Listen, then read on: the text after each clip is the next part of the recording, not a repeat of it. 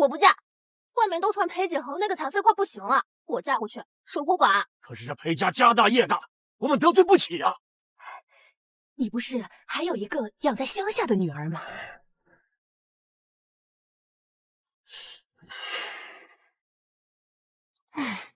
默默，入回来了。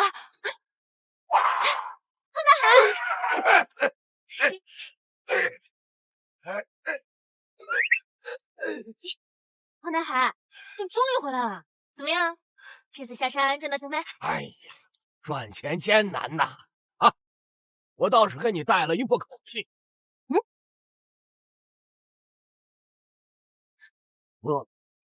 哎呀，胖大海，我说你为什么每次下山总带着破烂玩意回来？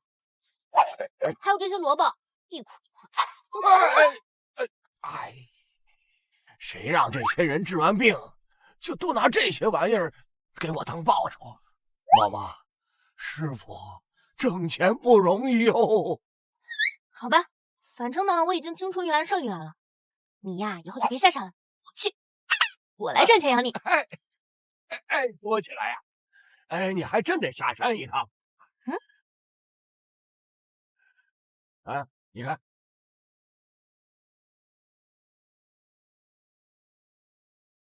结婚？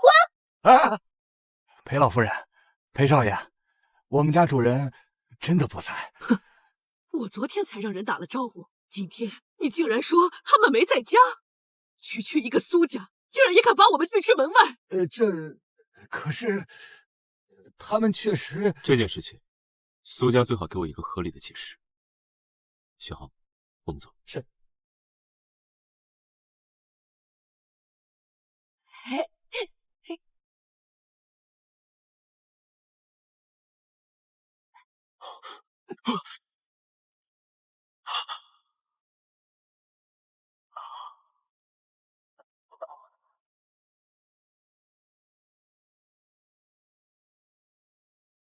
请问你知道苏家怎么走？苏伯父不是说不在家吗？这刚回来。裴少，容我介绍一下。这个是我的女儿苏石墨，就她来履行和裴家的婚约，你看怎么样？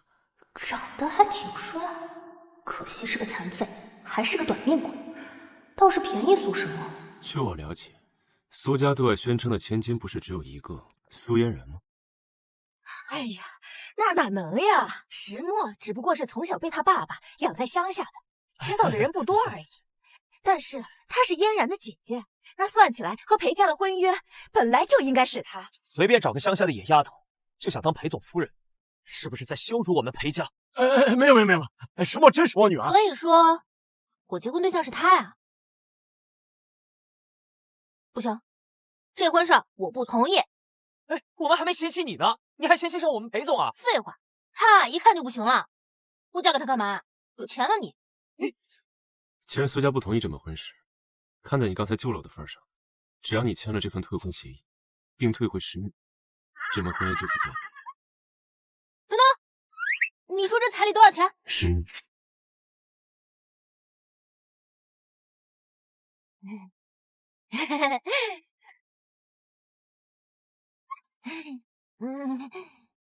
刚才是我看错人了，我觉得这位裴景恒，对，我觉得他行得很。那这婚我不退了，我嫁。不就是还剩半年寿命吗？只要有钱，分分钟给你续个10年8年的。既然苏家不准备退婚，那就这么定了。明天上午，我会派人带你去领。走。是。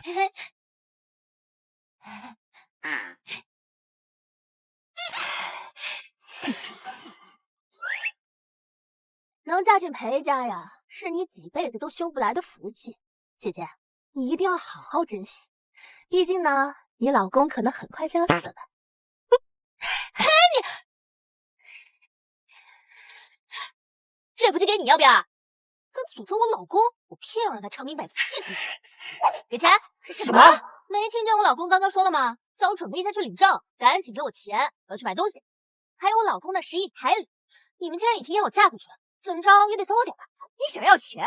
这10亿可是裴家给苏家，你想都别想。哦，那我现在就跟我老公说，我嫁。哎，等，还想买点东西嘛，你就给他点吧。只有100万，买东西去喽！看来结婚也不是什么坏事嘛。嘿，未来老公简直是我的财神爷。小姐，你要出去吗？地库的代步车你可以随意开。代步。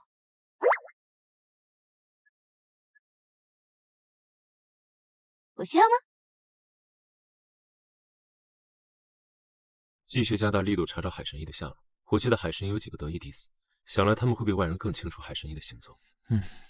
奶奶说的对，有一点希望，我都不该放弃。裴总，你该不会是被夫人那句话给打击到了吧？我们还没有领证，你不用上赶着叫她夫人。迟早的事儿嘛，只有1天而已。还有，为了东海，刚刚好像有什么东西过去了。我是病了，不是瞎了。夫人真是这个，跑得比博尔特都快。这小丫头似乎有点非比寻常啊。I'm like some kind of supernova watching.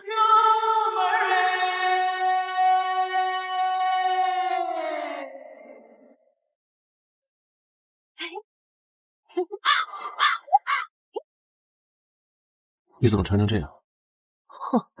姐，我都问过了，他们说结婚要穿红色的。但领证不用。许浩，带苏小姐去车上，换一件我的备用长衫。是，请吧。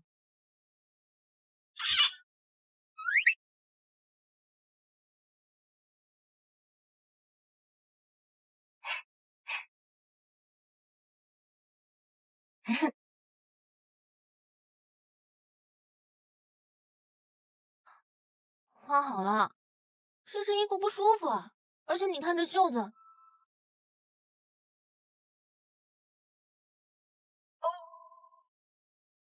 My love kiss kiss kiss 두근두근 내게서 sweet sweet sweet 달콤하게 불어와 奇怪，心怎么跳这么快？ 세상에 소리 질러 I love you 널 사랑한다고 날 여자가 되어달라고 我们进去吧。好。 Always your star 내가 널 지켜줄게 I can always do it for you 사랑해.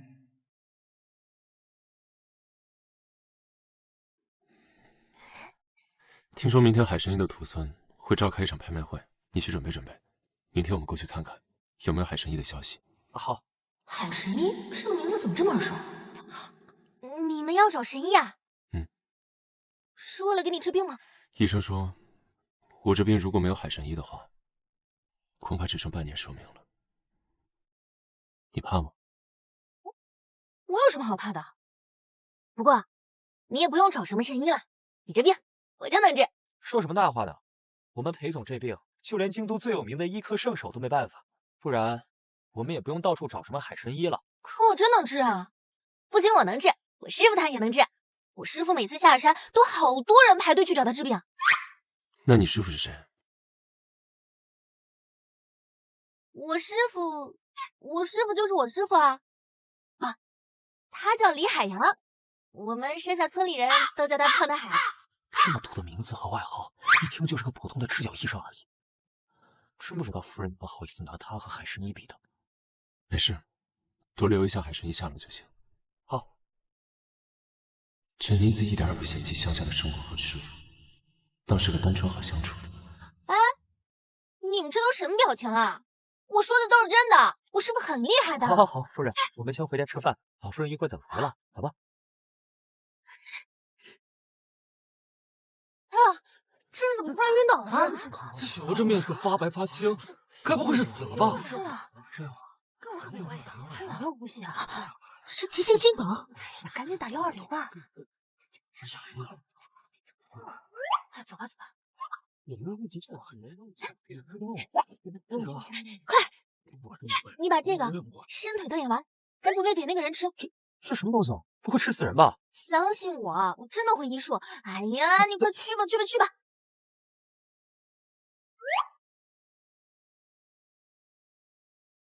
要不是我会把人撞翻，我早自己去了。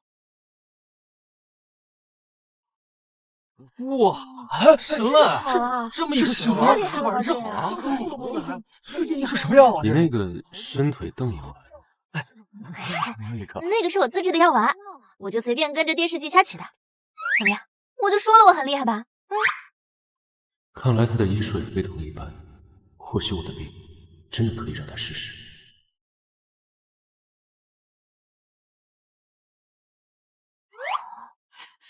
哎呦，这是我的孙媳妇儿吧？长得可真俊。奶奶带你去看看你们的婚房去，快走！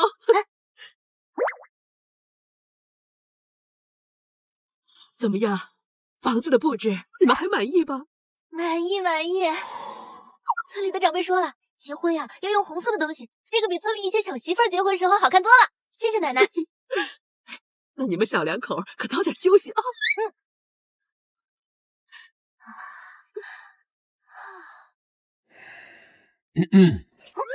今天你说我的病你能治吗？那你给我看看。啊？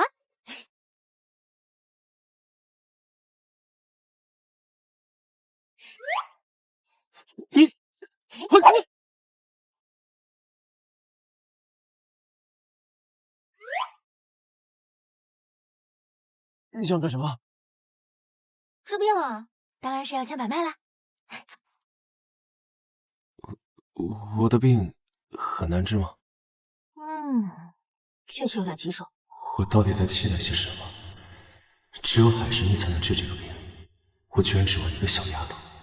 不过嘛，你这腿倒是挺好治的。来，把裤子先脱了。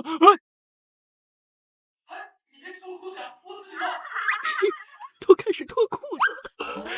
老夫人，咱们在这偷听是不是不太好啊？那有什么？我这是为了我孙子的婚后幸福生活。这两个人还挺干柴烈火的呢。咱们走吧，这剩下的单身狗可不行听啊。我奶奶床铺弄那么多干果做什么？饿死人了。求一个早生贵子的寓意。可你现在身体不行，这孩子嘛，注定早生不如。没关系，我们开始吧。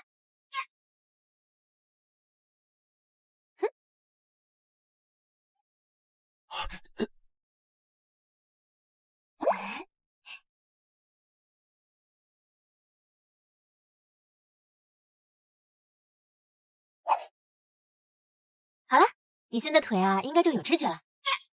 我来给你揉揉。明天再针灸一次，你的腿应该暂时就能站起来了。之后呢，每天再针灸1刻钟，不出1个月，我保管你健步如飞。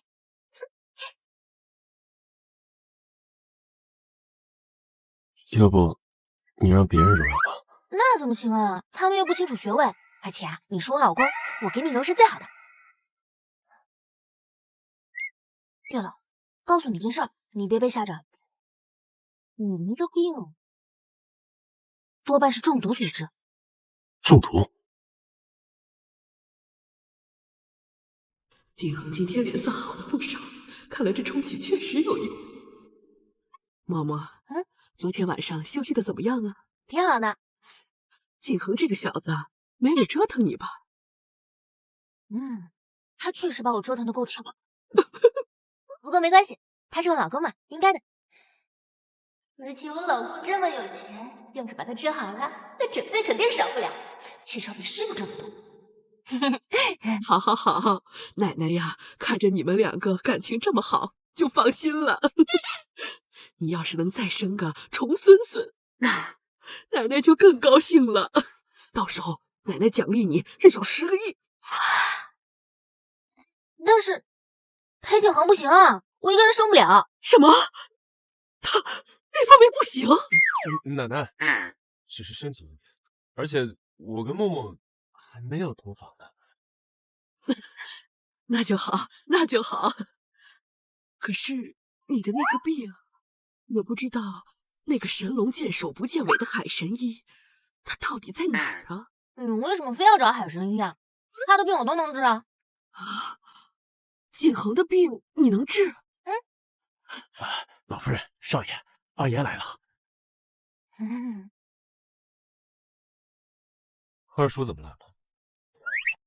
你结婚了，我怎么都得来看看裴家新媳妇。这个就是那个乡下来的苏小姐，听说你还会看病啊？是会一点。二叔，你也来治病的吗？你这病简单，就是长期沉迷酒色导致的身体亏空，借酒戒色就行。你个小丫头，你胡说什么呢你？老二呀，没想到你这把年纪了，私底下还玩的挺花的。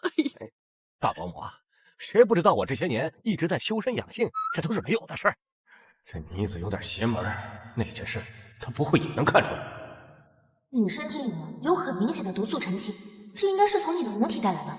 这些年，这些毒素一直在蚕食你的生机，包括你的腿，所以它不良于行。当年父亲病，母亲又难产而死，裴家的生意因此大半都交给了二叔打理。这些年在奶奶的坚持下，才逐渐还给了我一些。难道……奶奶，到时间了，我现在带裴景恒回房间针灸去。好。大伯母，景恒的健康关乎着裴家的大事，你就这么放心交给一个乡下来的小丫头治？万一治坏了怎么办？嘿，你个老色胚，我给我老公治病怎么了？碍着你什么事了？你个小黄毛丫头，你有行医资格证吗？你就敢给景恒治病？不行，我不同意。我都不怕，不知道二叔在抗拒什么？难道二叔不想我好吗？那当然不是了，我只是担心而已。既然二叔担心的话，那默默，你就在这儿给我针灸吧。好，希望一会儿某些人的老脸不要疼。好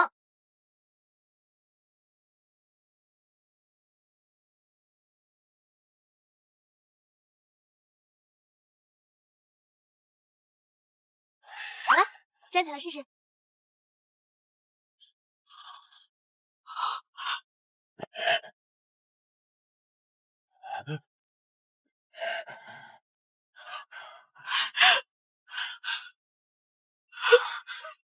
怎么可能？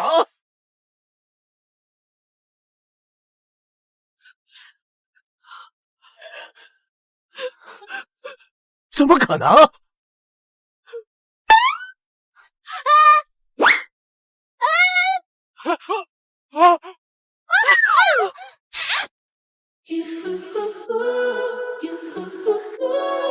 哎呦，这是怎么了？都跟你说了，今天针灸只是让你站起来，你这么着急走路干什么？疼死我了！一时激动，忘记了。默默，瞧你的意思，景恒这腿能彻底恢复好？再治疗一段时间呢，他就能正常走路了。好，好，好，奶奶就知道我们没有娶错这个孙媳妇儿。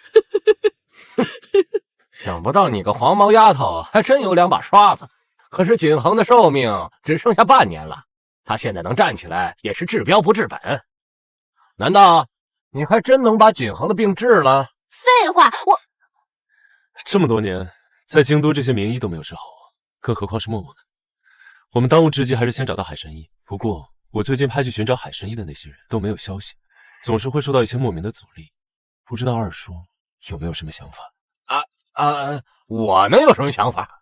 我也在派人替你找海神医。难道这臭小子察觉到了什么？那就多谢二叔啊，应该的，一家人嘛。大保姆，我公司还有点事，我就先走了啊。去吧。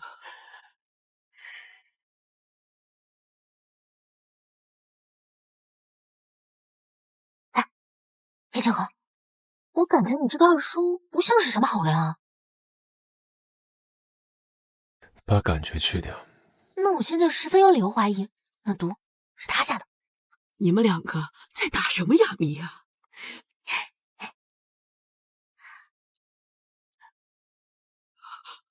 什么？你这病竟然是那个死老二下毒所致！我就说慧儿身体好好的，怎么就难产大出血了呢？我非得找他算账去，敢害我儿媳妇儿和孙子，我非得把他脸抓花不可！奶奶，我们只是猜测而已。就是啊，奶奶，凡事啊都要讲证据。你现在又不可能把裴景和妈妈挖出来，也是吧？那这事儿就这么算了？当然不会就这么算了。奶奶，如果查出来确定是他做的，就算他是我二叔，我也不会轻易放过他。但是眼下最重要的是找海神医先治好我的病。对，现在你的病才是重中之重。这个海神医他到底在哪儿啊？我都说了我能治病，合着你们两个还是不相信我？怎么会呢？奶奶相信我们默默，只是这……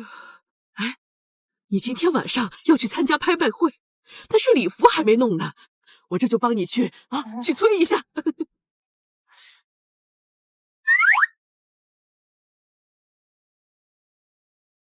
哎，别不高兴了，走，我带你看乐子去。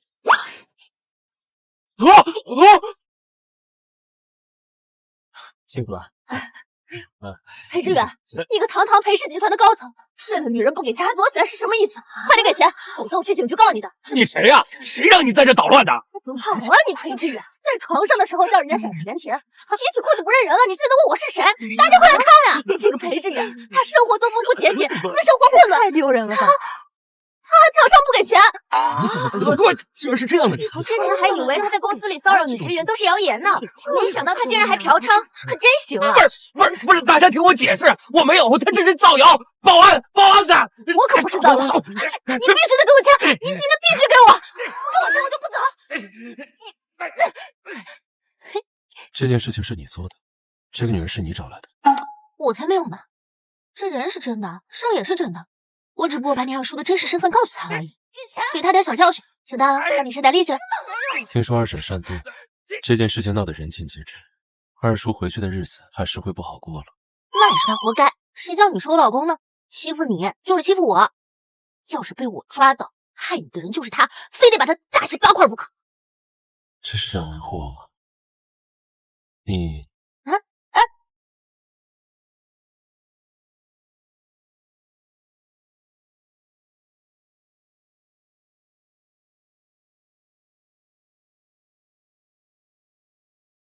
那个看完了就回去吧。哦。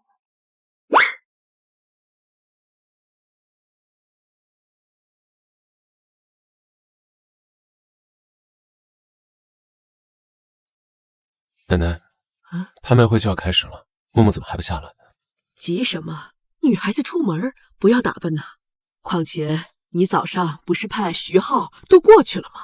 那边如果有什么消息也不会错过。等等，默默又怎么了？好。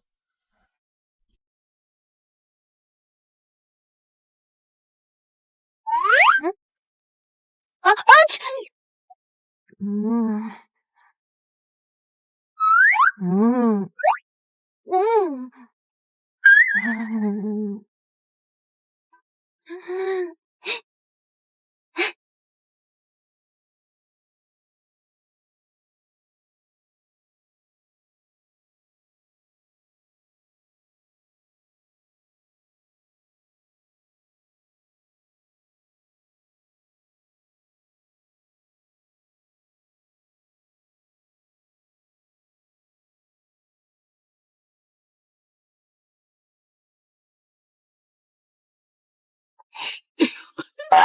我们的默默真好看，不愧是奶奶的孙媳妇儿。那我们走吧。好。傻小子，看媳妇儿看呆了吧？快走快走。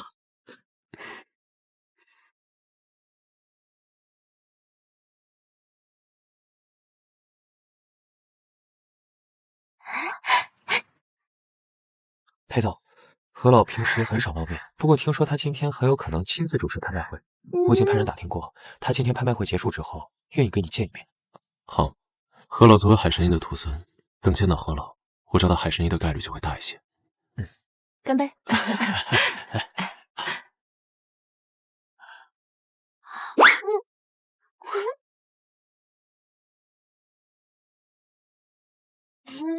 真好吃，比山上的食物好吃多了。乡巴佬就是乡巴佬，不过一些普通的糕点，当什么山珍海味，不知道还以为你嫁到裴家被苛刻了。这好吃的食物当然要夸了。不过妹妹，你对这宴会上的食物如此的不满，是不是对这宴会的主人也很不满？你胡说什么？我怎么可能对海神医的徒孙不满？原来这个宴会是海神医的徒孙办的，怪不得裴景恒他们要来。听说裴家一直苦苦寻找海神医无果，这裴家大少爷都快不行了，姐姐还在这逍遥快活，未免也太枉为人妻了。谁说裴景恒不行了？我告诉你，你别诅咒他，否则我对你客气。裴家大少寿命无多的是，这京都名流谁人不知？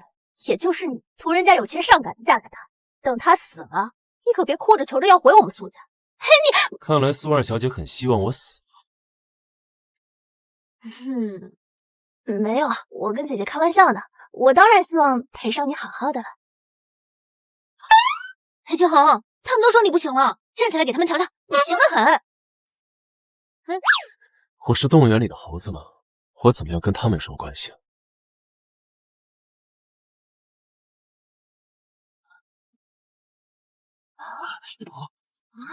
他站起来了，他不是残疾吗？是啊，是你突然站起来了，哎，就这么站起来了啊！好吃。你的病好了？你病好了？只是暂时能站起来而已，一时半会儿还死不了。恐怕要让苏二小姐失望了。默默，拍卖会马上就要开始了，我们去奶奶那边吧。好。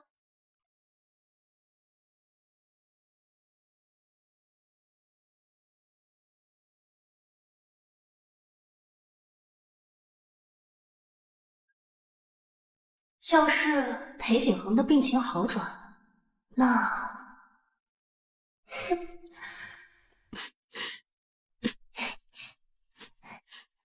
奶奶，你在看什么？在看裴老二家的镇七缸的。听说呀，今天有个女的到集团去找他闹事，你瞧瞧，这脸都挠花了。这下那个裴老二都好长时间不能见人呢。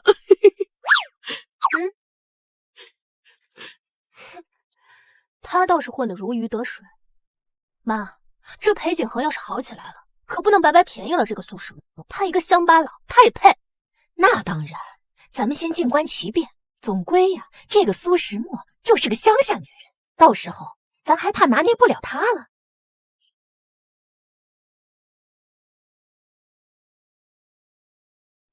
正在上台那位，看起来气质儒雅，想必就是海神医的徒孙，经营博古斋的何老。那不是我小师叔吗？他怎么在这儿？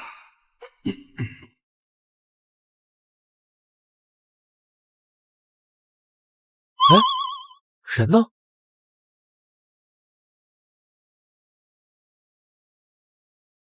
欢迎各位来参加今晚的拍卖会。今天的拍品由何老的博古斋提供，诸位看上什么皆可报价。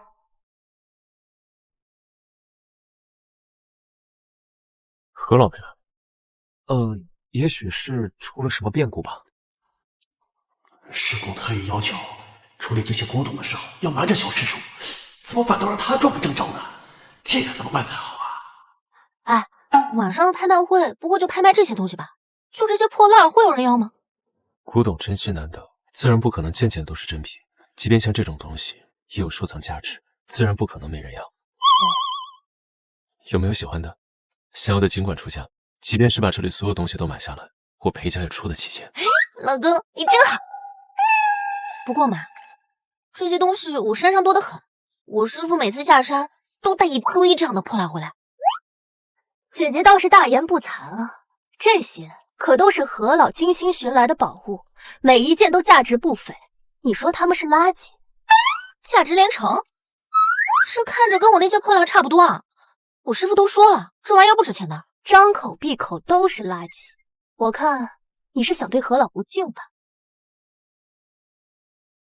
我没有啊，我懒得跟你说。哎，我的小师叔啊，他们还真是你那堆破烂，但是这是对你来说是破烂而已呀。这位小姐请坐吧。我们的拍卖会即将正式开始。第一件拍品是来自清乾隆年间的珐琅花瓶一个，起拍价100万。多少？他刚说多少？100万。这个破花瓶值100万。最后的成交价我估计是这个数。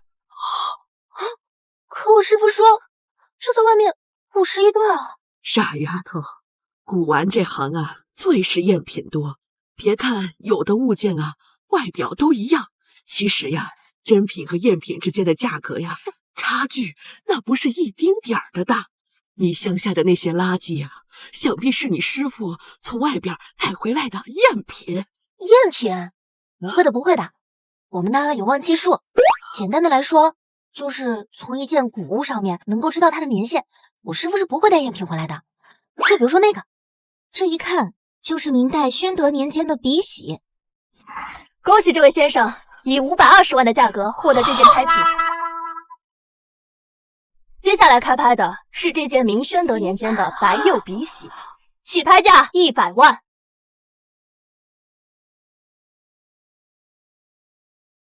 520？你听见了吗？刚刚那个卖了520万。对。真的？那我那堆破烂岂不是值很多很多钱？让我算算，50万、100万、1000万，完蛋！我觉得我自己要成富婆了。那你成为富婆之后，最想要干什么？我首先要给自己买好多好多好吃的。我师傅他常年在外面就带一些破烂回来，一块红烧肉都要跟我抢。不对，我师傅他不会被人给骗了吧？什么？你想想啊，我师傅每回带回来那些破烂值那么多钱，但他自己却身无分文，而且过得穷困潦倒的。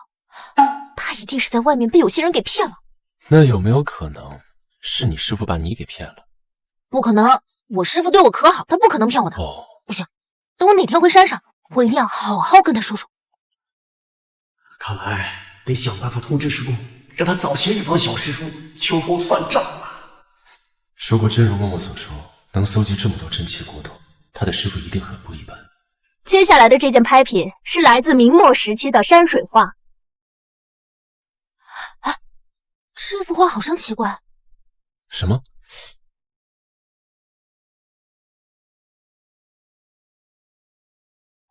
这上面既有明代的气息，又有元代的气息，而且两种风格自成一派，并不交融。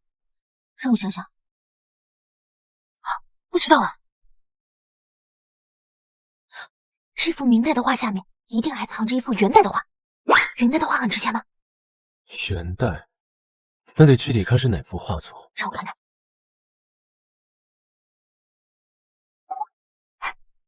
如果是黄公望呢？黄公望，你不会是自己看到的吧？如果是黄公望的画作，市场价最少3000，但如果是那幅绝世之作的话，市场价在1个亿左右。那我一定要买到它。这幅画起拍价100万，大家可以开始出价了。200万，这画是临摹的，起拍价100万。你200万开拍，该不会是个傻子吧？我就想拍，怎么了？关你什么事？哼！听说这幅画的作者名不见经传，100万都没人要，留级好多次了，还200万，这不是血亏吗？是啊，这大冤种还以为是什么好东西。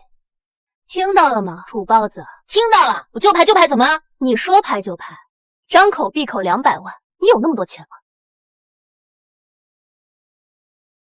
我是没有，但我老公有啊。我老公可是说了，只要我想要，他把这些古董全给我买下都行。都买？你这说大话也不怕闪了舌头？这上面的古董加起来价值多少？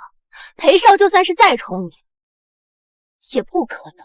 这张银行卡里面价值10个亿，这张卡应该够把这些古董都买了吧？给我的。当然。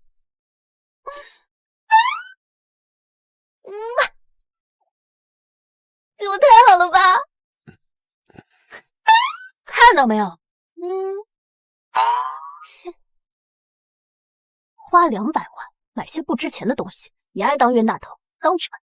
No no no no， 这东西啊，那是至少3000万，说不定还会上亿。哼，你开什么玩笑？这不过价值几十万的东西而已，你想涨1个亿，想钱想疯了吧你？哼，我说它值就值，不信你等着吧。这位小姐出价200万，还有更高的吗？200万1次，200万2次，200万3次，成交！阿姨，老婆，你快帮你狠狠赚了一笔。赚钱，我看是赔钱。还是不信是吧？行，那我让你好好开开眼。哎，行啊，我倒要看看你还有什么把戏。你该不是后悔了，想毁化灭迹来个死无对证吧？拿着裴少的钱打水漂，我都替你做事。我的钱，我夫人想怎么花就怎么花。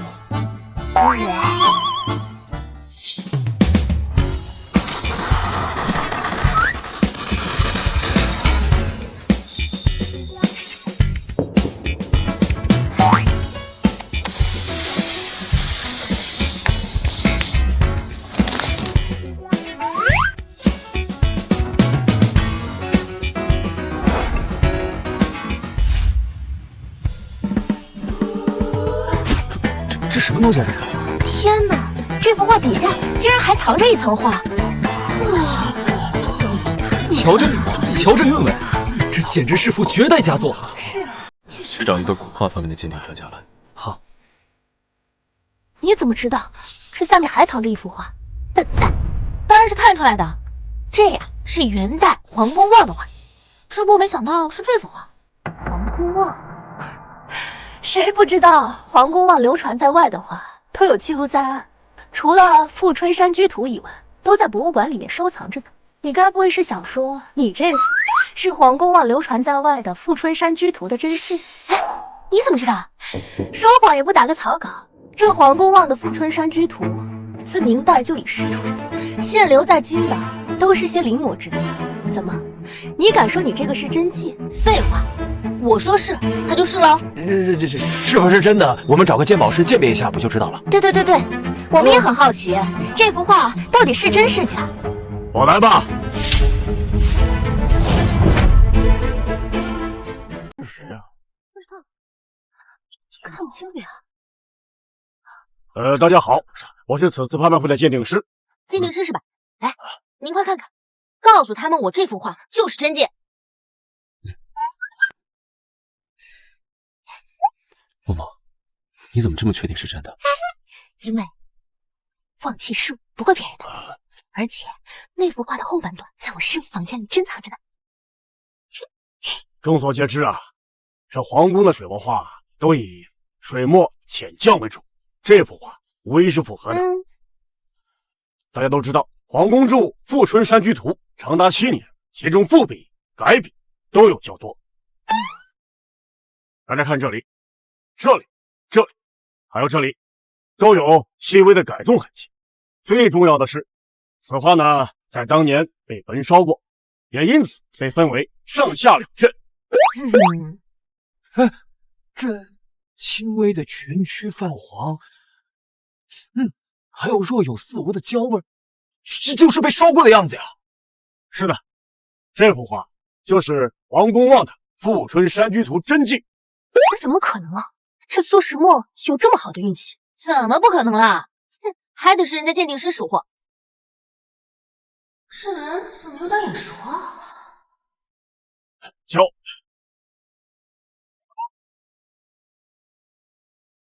你认识我？我知道了，你们俩认识是吧？哼，我就说这个贱人何德何能能发现《富春山居图》的真迹，原来是有人替他撒谎。怎么？你们俩是想联合起来哄骗在场的富豪，给你们的假图买单？说我骗人，你知道我是谁吗？我管你是谁，能跟这个村姑认识的，不过就是哪个犄角旮旯跑出来的农民。真是可笑，你还是第一个敢跟我这么说话的人。我说的有错吗？农民、村姑，蛇鼠一窝，还鉴定师呢？藏藏掖掖的不敢见人，我看你是心里有鬼啊！等着吧，我老师可是书画研究协会的人，我这就叫他过来拆穿你的真面目。好吧，赶紧去叫吧。死定！苏石墨，你带着这个老东西在这招摇撞骗，今天我就要揭穿你！尽管来，别到手被打脸。裴总，已经联系书画协会的人了，他们说会派人过来。只是，你也相信夫人的话吗？既然他说了，我信。让陈副会长来，不能让默默受委屈。好。陈老，这么晚紧急召集大家来开的这个会是？今天召集大家来，有一件重要的事情要宣布。刚刚得到消息，海神医不日将抵达京都。海神医，就是那个有着国医圣手、陆地神仙之称的海神医。没错，想必大家都知道，海神医最痴迷的就是古画，是我们书画研究协会的名誉会长。他的到来，我们必将要以最高的礼仪迎接。早就听闻陈副会长在古画领域是造诣非凡，在下最近偶得一幅神秘古画，还望会长您能够指点一二。好，那接下来大家就各自准备准备，我还有点事，先出去一下。哎，陈老，这么晚了，您这是要去哪儿啊？好，有位小友让我帮忙过去鉴定一幅画。好的，老师，我们恭候你的到来。我老师已经到酒店了，一会儿某些人的谎言就要被拆穿了。谁撒谎了？我觉得你分明就是嫉妒我找到了富春山居图的真迹，在那眼红我。听说这里发现了富春山居图真迹。老师，我看他那个画呀，分明就是临摹的，他们偏偏说是皇宫的真迹。您快来长长眼，这俩呀就是村姑、村民，什么都不懂，没见过世面，拿出一幅画就当做是真画，估计啊是想骗钱。乡下人，切，这个乡巴佬怎么能懂得古画鉴定？画呢？拿来我看看。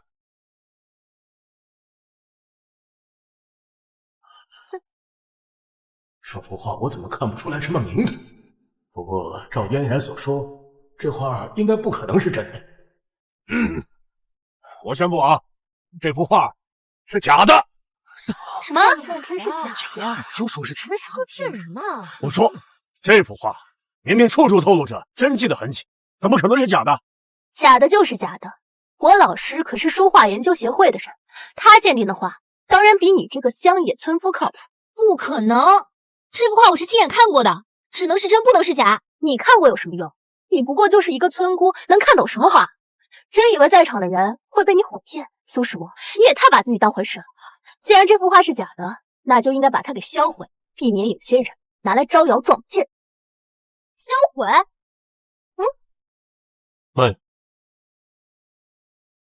慢着，你是书画协会的？当然。陈副会长知不知道你来的这里？这关你什么事儿？你不要转移话题啊！我们现在看看怎样销毁这幅假画。不可能，这画是我买下来的，你们凭什么销毁？而且它就是真的，不可能是假。我老师可是书画协会的人，他说是假的就是假的。你个乡野村夫，你的画和他的画，谁更有鉴定性？哦，对，我们差点就被骗了呀，还以为见到了皇宫的富春山居图真迹，假的。既然是假货，书画协会自然有权利销毁它。如果落在这个女人的手里，哪天拿出来欺骗大家，我们可认不出来。是啊，胡说，明明就是他在骗人。我不管，这幅画它就是真的。你懂什么？你去联系陈老，务必让他过来一趟。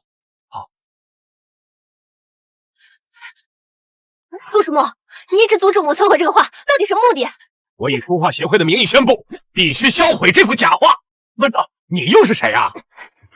要不是在小师兄面前不能轻易暴露，岂能让你们如此长处？老师，他就是跟这个村姑一起招摇撞骗的骗子。原来如此，那我就更不能让这幅假画落到你们这群骗子手里。你住手！刘源，你竟然还顶着书画协会的名义在外头招摇撞骗呢？刘源，你竟然还敢顶着书画协会的名义在外头招摇撞骗啊！陈副会长，您怎么来了？我不来，怎么能知道你在外头以书画协会的名义自居呢？诸位啊，这个刘岩在3个月前就以名不副实、学术造假，以及帮助他人伪造鉴定证书，被我们协会早都开除了。他说的话根本就不可信的。那他们2个乡巴佬的话就可信？这位是，我是这场拍卖会的鉴定师。我之前鉴定这幅画是真的，却被这位小姐说是我在骗人。您这方面是权威，您也帮忙把关，看看是真是假。你个骗子，还在这信口开河！我今天就不信苏石墨这个乡巴佬能辨别真迹。那我们俩打个赌好了，如果这幅画确实是真的，他值多少钱，你就给我多少钱，怎样？赌就赌，一言为定。据我所知，明代沈州临摹的《富春山居图》曾经上过拍卖，价值2.6亿。如果说咱们这卷是皇宫的真迹，就算是半卷，也价值2亿。嫣然，那这个值2个亿，你真的有这个把握吗？爸，苏石墨这个乡下丫头，一出生就被你扔到乡下去了，她你还不了解？况且她在乡下能接触什么好东西？我看她就是虚张声势。也是。那如果这幅画是假的，你该怎么办？这幅画不可能是假的，我也不可能输。你什么都没有，你拿什么跟我赌？我拿裴氏的股份跟你赌。裴少，他什么都不懂，你相信他？这就不关你的事了。你就不怕我会输吗？就算你输了，我大不了再多努力几年，没事。还有，你一定不会输的，对不对？我一定不会输的。裴少，你信他，你会后悔的。陈副会长，你来看看吧。这画确实是真的。小友请放心。等下，陈会长，你说你是裴少叫来的，那会不会你已经被裴少给收买了？到时候跟那个老骗子一样，帮着苏石墨一起来骗人。苏二小姐，你这话什么意思？我身为书画协会的副会长，你说这些话简直就是污蔑我的职业操守和人格。是啊，谁不知道陈会长为人刚正不阿，从来不假公济私啊！道歉！道歉！道歉！道歉！道歉！快点道歉！抱歉，我就是太担心了，毕竟裴家家大业大的，万一裴少他……既然苏二小姐有这个顾虑，那我们不如取消这个赌约。既然苏二小姐有这个顾虑，那我们不如取消这个赌约。不行，这赌约都已经立下了，裴少突然取消，难道是知道姐姐是在骗人，想维护她？那可是2个亿啊，这不要白不要？还是说你不相信我？苏二小姐不是怕我以权欺人吗？我就那么一说。我绝对以我的名誉保证，我的鉴定绝对基于物件本身，绝对不会因为外界的因素影响。在座的各位可以共同做个见证，之后我也会给这个物件出一个鉴定书。有这鉴定书就等于陈会长给他自己的鉴定结果背书了嘛？他总不至于用自己几10年的声誉去骗人嘛，对不对？陈会长，我们相信你。对，我们相信你。陈会长，我当然相信你啊！到时候有些人就要灰溜溜的滚到乡下去了。哼，别废话，等着你给我赔钱。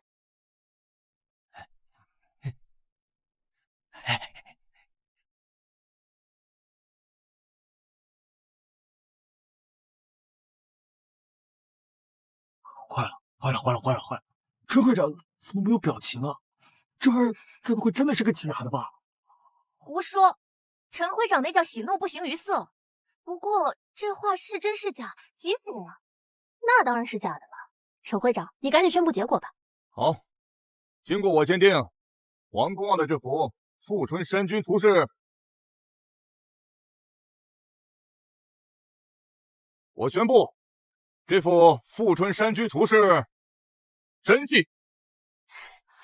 这不可能，这怎么能是真的呢？不瞒大家说，我曾亲眼见过另外一幅《富春山居图》的真迹，无论是用色、笔触，以及烧灼的痕迹来看，它都是真迹，毫无疑问，这个就是真的。恭喜苏小姐。这怎么可能？程会长，你该不会是在骗人吧？苏二小姐，怎么你在怀疑我？我不是那个意思。看你干的好事儿！别忘了欠我的2个亿哦！你快看，我给你赚大钱了！这位先生之前是不是也鉴定过这幅画是真迹啊？这位先生为何这么面熟啊？您是何老？老何？什么？你就是波谷斋的何老？啊？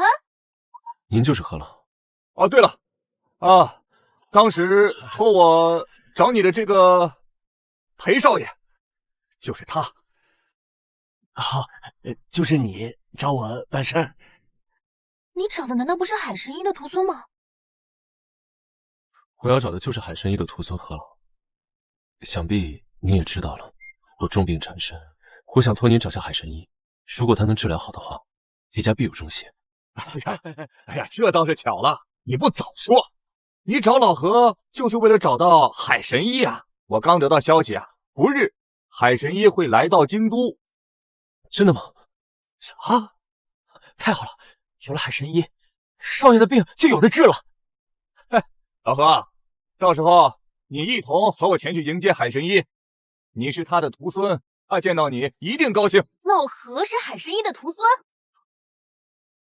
这到底是怎么回事？小师叔，来，小师叔啊，这关系到师傅的脸面。师兄他怎么了？这个嘛，师傅他老人家好赌，你也是知道的。哼，所以说这海神医就是师兄赌输了认来的。对，只是占个名分而已。师公说小师叔生性单纯，万不能叫他知道咱们师门在外面的名声，只能委屈师傅了。这还差不多。要是让师傅知道师兄在外面认别人当师傅，那非得好好揍他一顿不可。不过嘛，既然只是表面关系，你以后不要顶着人家徒孙的名号在外面做事好不好？要是被师傅知道，饶不过你。是，我不敢了。不过此事是关师傅他老人家的颜面，你看。知道了，我会尽量不在外人面前拆穿此事。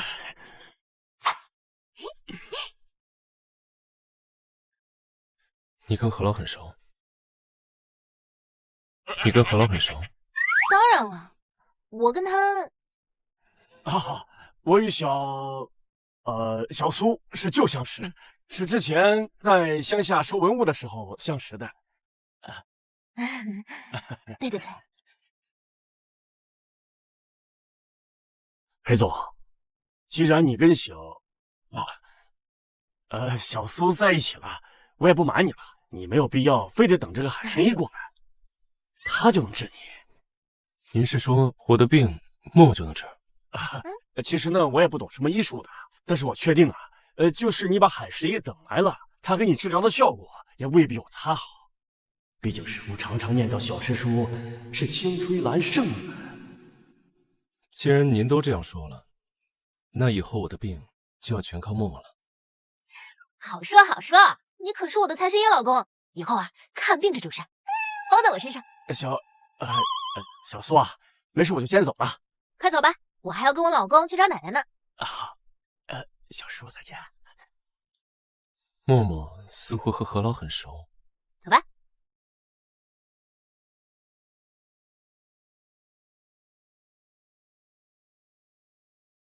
凭什么？凭什么他能有裴锦恒的百般守护，就连何老和陈会长都对他另眼相看？我有个乡下的贱丫头，苏诗墨，你给我等着！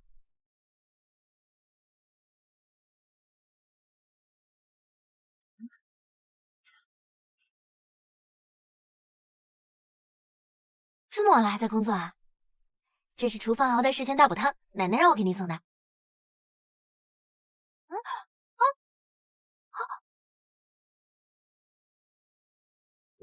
你这是什么意思？你猜奶奶为什么让你给我送这碗汤？不知道。因为想抱重孙。逗你的，回去休息吧，我还得工作。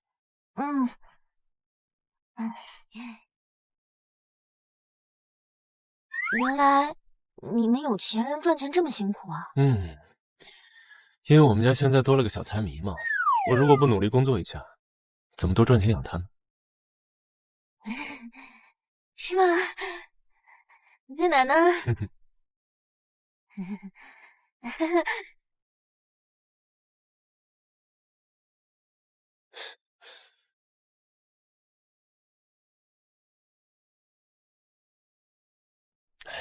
是挺补的。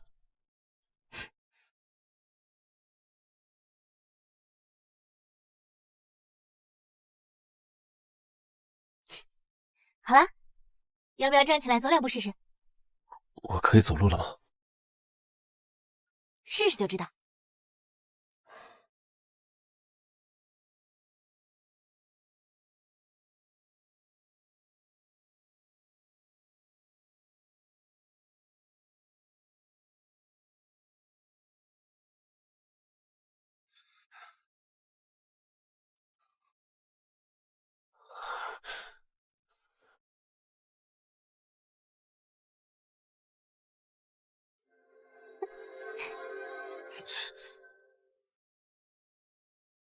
我真的可以走路了。不过你现在的腿还不宜久站，还要配合针灸的治疗。等你的腿彻底好了，我呢就想办法替你解毒。好，走2步试试。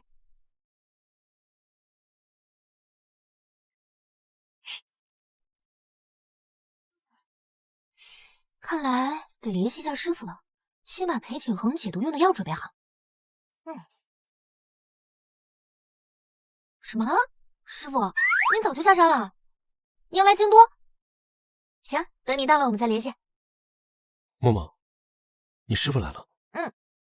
哦，对了，裴景恒，我师傅来的话，可以住你家吗？当然可以了，你师傅就是我师傅。再说，我们结婚以后，我都没拜访过他老人家。这次就算他不来，我也会带你回去看看他的。嗨，一个糟老头子有什么好见的？不过给你解毒需要的很多药材都在他那，等他来了就可以着手安排给你解毒了。那真是太好了。少爷少夫人，苏家那边派人来说是有急事儿，让少夫人回趟家。既然是急事，为什么不直接联系默默，还要派人来叫？我把他们都拉黑了。哎，没关系，他们叫我回去就是，反正他们也不会把我怎么样。要我陪你回去吗？不用，你不是还有工作没处理完吗？快忙你的工作吧，我先走了。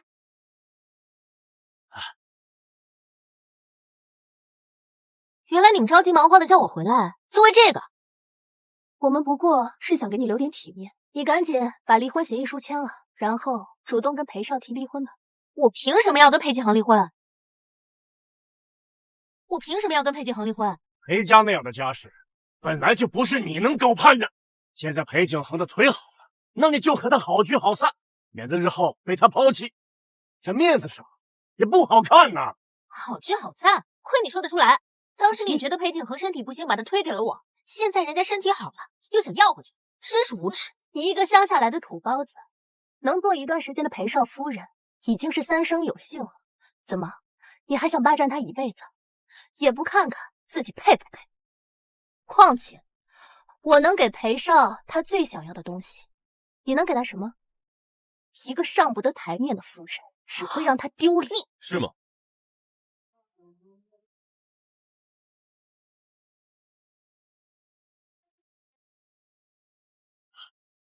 我不知道苏二小姐从哪里来的这股自信。你怎么来了？工作忙完了，来接。景恒，你果然是好了，我会给你一个无法拒绝的条件，你跟他离婚吧。我说裴少，你这病要好的事情，当初怎么不说呢？要早知道，我们绝对不会把苏石墨这个丫头嫁给你。他从乡下来的，粗鄙不堪，哪有我们嫣然乖巧聪明呀？所以苏家这是反悔了？不是，我们这也是在拨乱反正。好一个拨乱反正！你们苏家的女儿想让我们裴总娶就娶，想换人就换人，把我们裴总当什么了？我知道这事儿呢，一时很难接受。不过，比起景恒你的命来说，就比较微不足道了吧？你这话是什么意思？我知道，裴家近几年呢，一直在努力的寻找海神医的下落，不就是想让海神医给你治病吗？那如果我说我已经找到海神医了呢？你找到海神医了？当然。海神医到京都的消息我早已知晓，这恐怕算不上苏二小姐你的筹码吧？那如果我说海神医就在我家呢？海神医，您进来吧。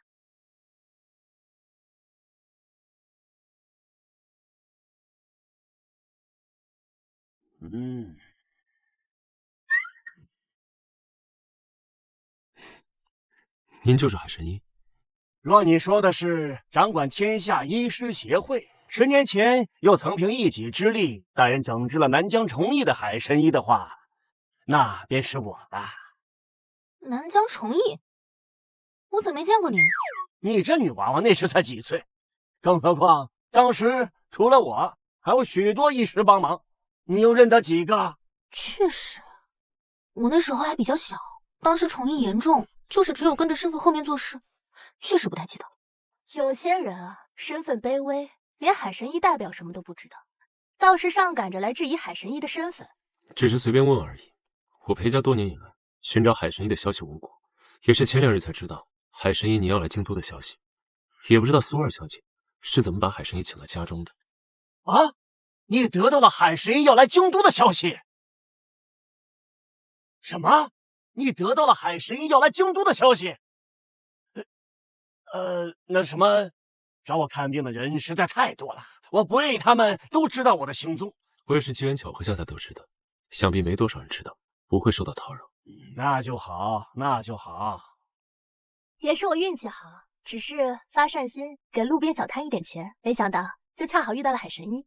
何该我与苏二小姐有缘。海神医，这就是我之前跟你提过的裴少，裴景恒。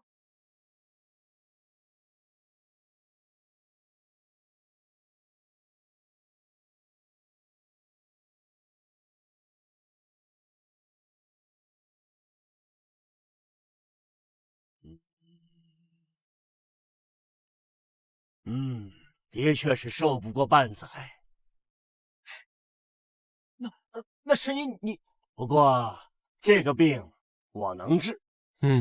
那海神医给我治好需要什么条件？你要让海神医给你治病，你不相信我？当然不是。条件我之前已经说过了，只要你跟苏石墨离婚，然后再娶我，就让海神医替你治病。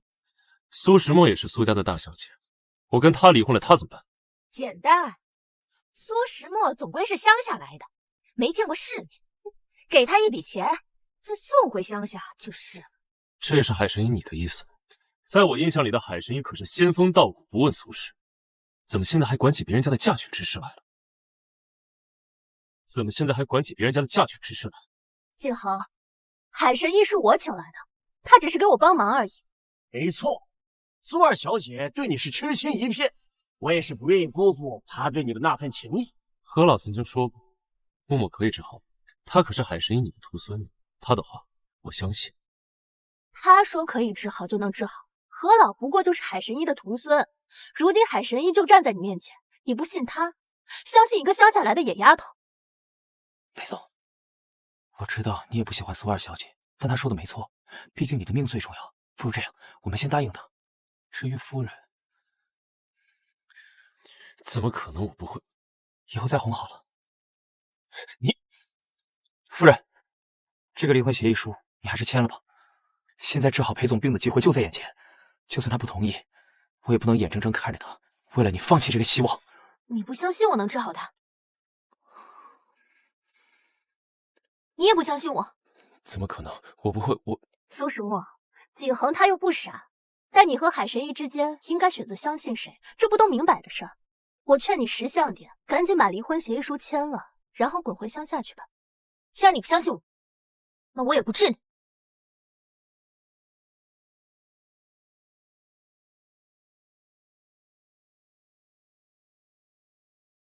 离就离。嬷嬷，裴总，想想老夫人，想想这个裴家，这可是海神医啊！哼，景恒，我不知道苏石墨给你灌了什么迷魂汤，但你可是裴氏集团的总裁，你的命可不是你自己的，你得顾全大局啊，对不对？你的命可不是你自己的，你得顾全大局啊，对不对？你知道吗？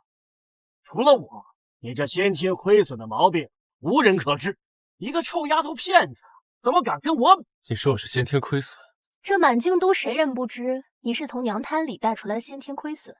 你既然如此，我回去处理好一切再来。你是想通了？当然，你费尽心思给我找来海神医，这份心意，我一定会好好报答的。太好，要不了多久，我就是新的裴少夫人了。苏二小姐答应给我的钱，可千万不要忘了。我虽然是神医，但也不能无偿给别人看病的。这是自然。神医，这卡里有500万，您先拿着。等你治好了裴景恒，到时候裴家还会有重谢的。啊，那就好，那我就回去休息了。好的，神医，您请便啊，有什么需要您尽管提，只要我们能做的，都会满足你的。哎呀，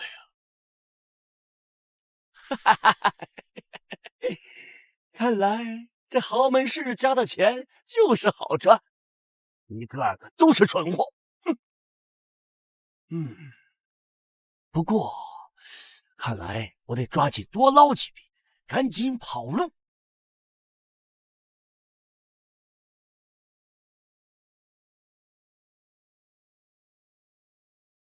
我才不难过呢！什么财神爷老公，对我一点信任都没有，男人都不是什么好东西。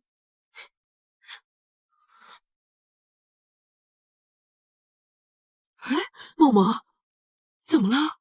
你这是要去哪儿啊？我要回山上去，裴景恒要跟我离婚。什么？那个臭小子！哦哦！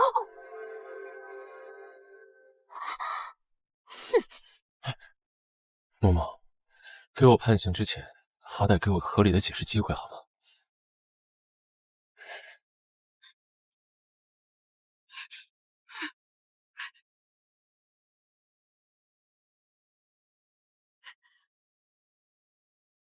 离婚协议都带回来了是吧？就是要跟我离婚。好，我走，现在就走。苏石墨，你对我这点信任都没有吗？我什么时候说过要跟你离婚？你凶我没有，我把它拿回来，只是为了向你证明一下我的态度。我没有答应苏嫣然的要求。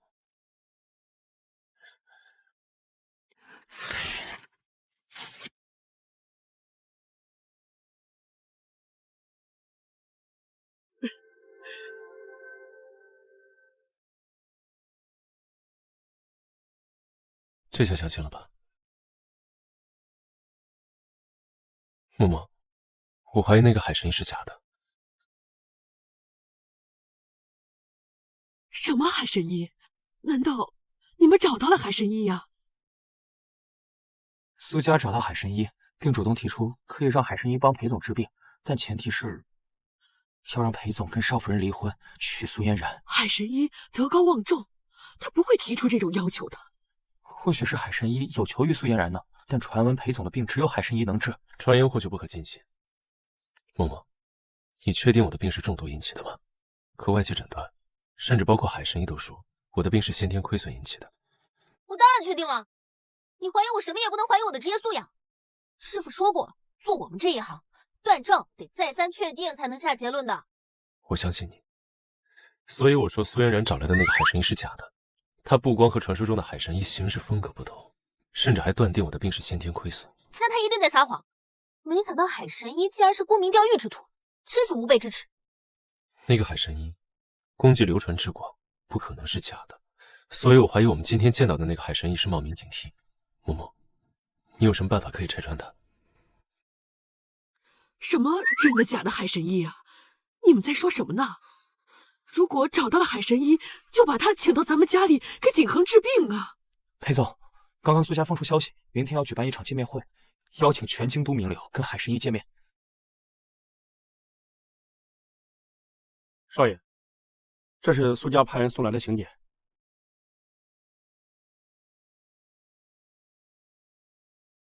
如果他名气真有这么大，怎么会连先天亏损和胎毒入体都分辨不清？那他一定是名不副实。明天就可以从这点入手，核实清楚。徐浩，你去找几个疑难杂症，明天我们过去看看，看看这个所谓的海参葫芦里到底卖的是真药还是假药。是。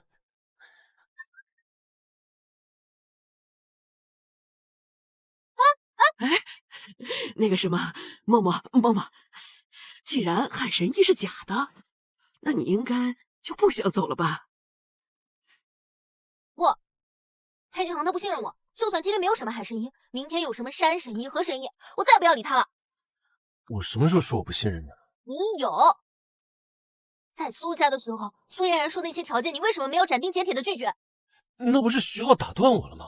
我不听，人家都说了，夫妻之间是要相互信任的。而你，我跟你说了这么多次了，我能治你的病，你信过吗？我错了，默默，我承认，我最开始是因为不够了解，而没有选择相信你。但我以后绝对不会了，以后你说什么我都无条件相信你。师姐说了，认错越快的男人越会骗人。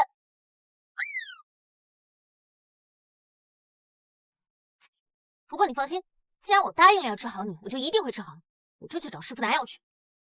哎，默默，师傅，你怎么来了？嘿，师傅，你怎么来了？嘿嘿，默默，我来看你来了呀！啊，惊不惊喜？意不意外？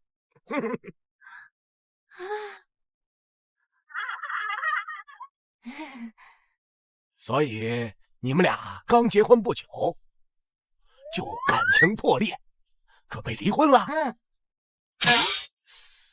那谁是过错方？是我，我只是因为治病心切，我发誓，我绝对没有想离婚的意思。治病？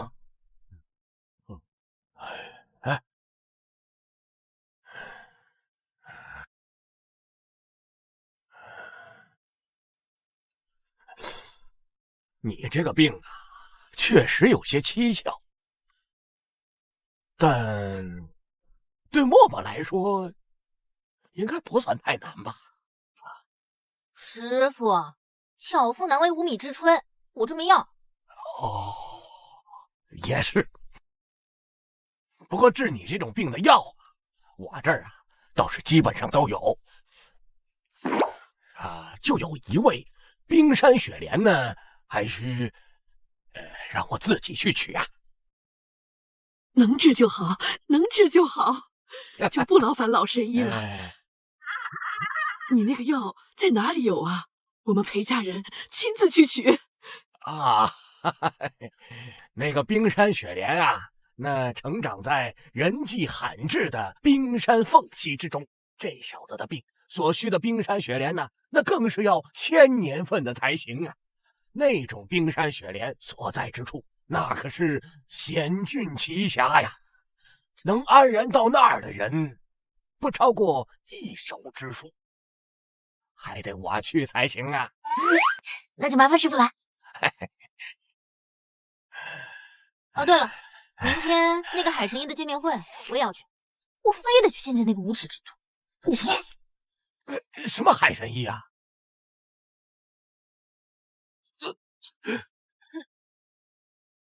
什么海神医啊？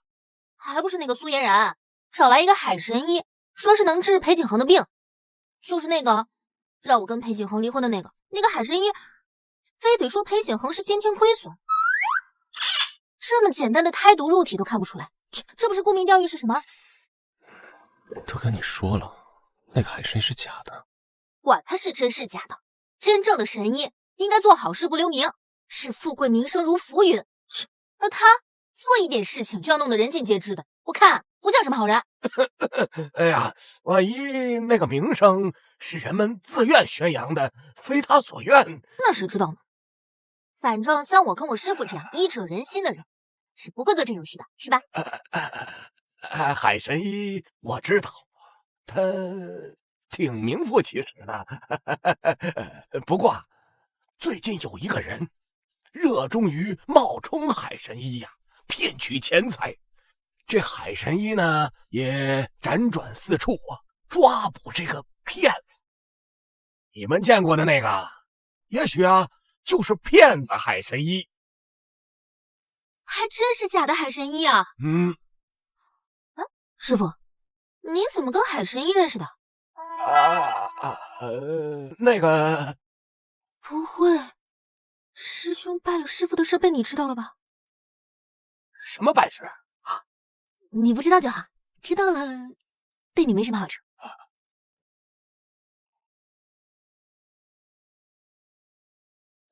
师傅，今天晚上我们就先走了。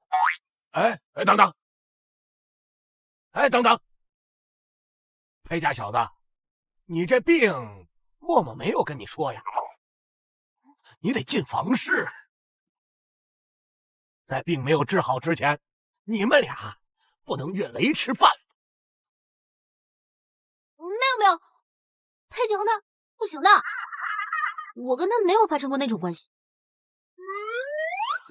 谁说我不行的？是这样啊。那他们最近就分开睡，免得小年轻不知道分寸。对，我都要跟他离婚了，我才不跟他一起住。默默，没事啊，不行，你这点小病默默也能治。我回来的时候顺便给你带一些好药啊。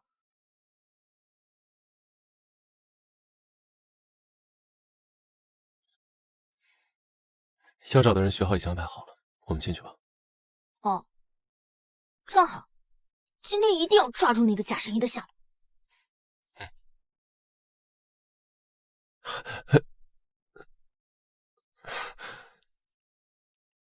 来，干杯！刘总，来，好久不见。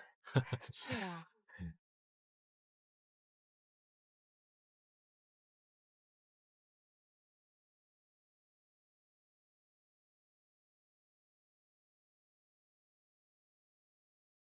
景航，你来了。不是你给我发的请柬吗？所以你是为我来的，我就知道你不会拒绝我的。哼。不过某些人也太没眼力见了，这马上都离婚了，还死皮赖脸的跟过来。乡下人脸皮就是厚啊，乡下人脸皮就是厚啊。提醒你一句，我们还没离婚呢，像你这种犯贱上赶当小三的女人是不会有好下场的。哼，景航，你看他。海神医呢？海神医在休息室呢，一会儿就来。所以，景航，你是答应我的条件了？我就知道，人在生死面前是不会拒绝海神医治病这么大诱惑的。苏石墨，你拿什么跟我争？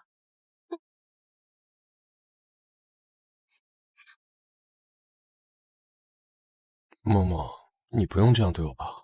裴景恒，男女授受不亲，你我都是要离婚的人。总之，别靠那么近。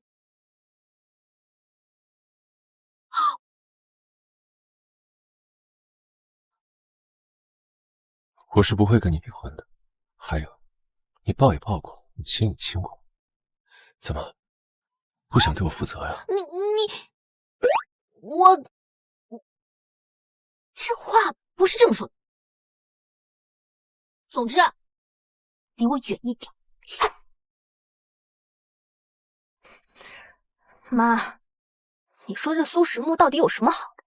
景恒就要跟他离婚了，还对他念念不忘。要不是我恰好遇到了海神医，他岂不是要在裴家少夫人的位子上坐得牢牢的？没事，你没发现他俩已经貌合神离了？放心，苏石墨一定跟他那个短命鬼妈一样，蹦跶不了几天。你要知道，笑到最后，那才是胜利。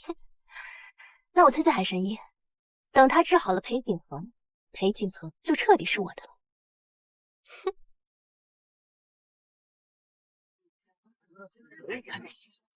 欢迎大家来参加今天的见面会。大家都知道，我们苏家机缘巧合下结识了海神医，在我们的万般恳求下，他终于肯来参加今天的见面会，给大家一个可以面见海神医求医问药的机会。接下来有请海神医上场。人杰，哇，这就是海神医，看起来好年轻，好出神啊！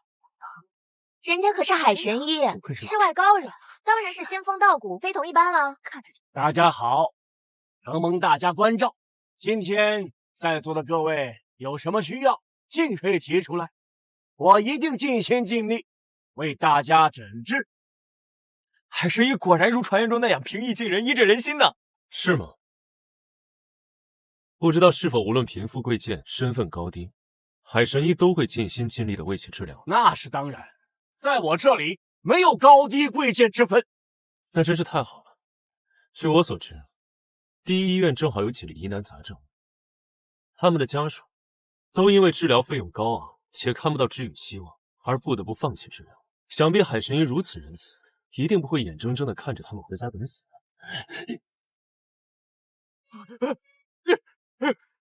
求海神医救救我，我还不想死！救救我！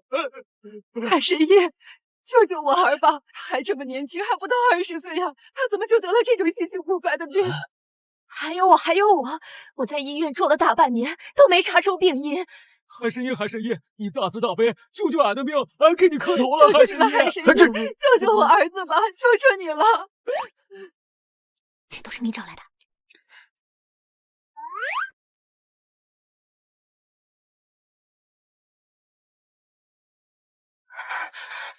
求求你了！够了，简直胡闹！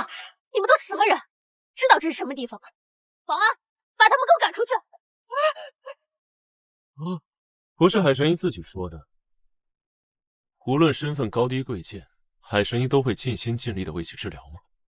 苏二小姐如此迫不及待的赶他们走，难道是因为海神医根本治不了他们？当然不是。但海神医是什么身份？这些人哪有资格让海神医给他们诊治？景恒，难道你要让海神医为了他们耽误你的治疗时间啊？哎，医者仁心，这海神医自己都没发话呢，你怎么知道人家愿不愿意出手？你真是的，皇上不急太监急。苏小姐说的对，医者仁心，我当然没有拒绝为他们问诊的道理，但凡事要讲个先来后到。我既然已经答应了嫣然小姐，先为在座的各位问诊，他们自然应该排在后面。对，治归治，但还轮不到他们。保安，让他们出去等着。慢着，虽说凡事都讲个先来后到，但是凡事也讲轻重缓急。我一个只剩半年寿命的人都不急，想必也没有比他们更加迫切的想获得治疗的人。难道大家都不想看看海神医是如何医病救人的吗？对，我们不着急，这些人一看就很可怜，海神医还是先为他们诊治吧。我就是来看热闹的，海神医给我们露一手呗。露一手呗，露一手吧，露一手吧。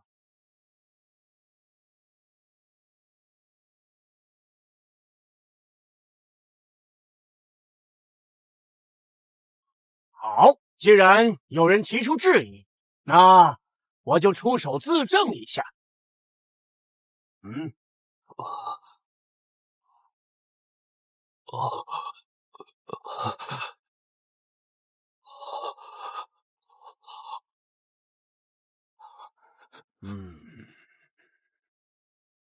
这位小兄弟是否自患病后开始食欲不振，时常腹痛难忍，咳嗽发热，却又检测不出任何问题？对，我儿可怜，这还不到半年的时间，原来从一个180斤的小胖墩儿，都瘦成像现在一样的麻杆了。医生说，如果再不治的话，恐怕恐怕……请恕我直言，这位小兄弟是否在患病以前，在人烟稀少的地方暴露过下阴？我之前去爬山，因为实在憋得慌，我在树丛底下撒过一次尿。这就是了。你应该就是因此感染上了一种稀有的寄生虫。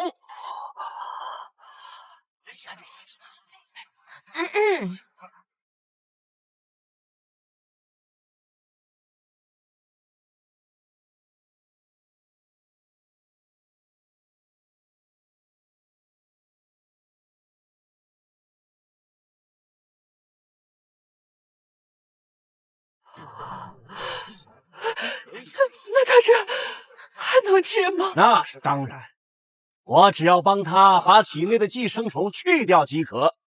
请随我来。走吧。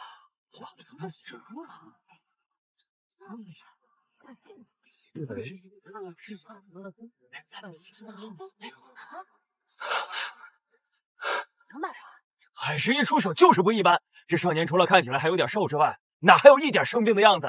神医就是神医，能化腐朽为神奇。看到了吧，海神医可是有真本事。这下某人被打脸了吧？奇怪，这个人的气息怎么有点不对劲？我可以再为你把下脉吗？我已经出手证明了自己。若这位小姐再有什么质疑，就别怪我不讲情面。对啊，不用了，海神医已经帮我把病治好了。走吧，啊。等等，等一下。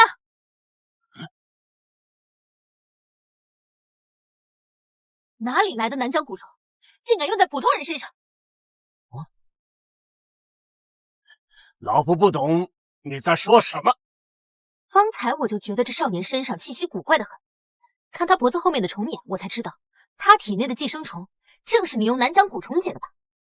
你知不知道，这就是在饮鸩止渴？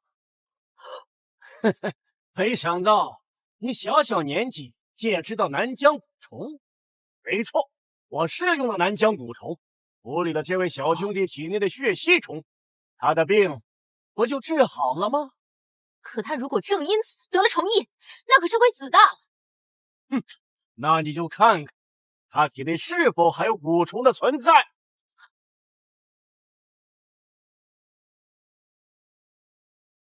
怎么会？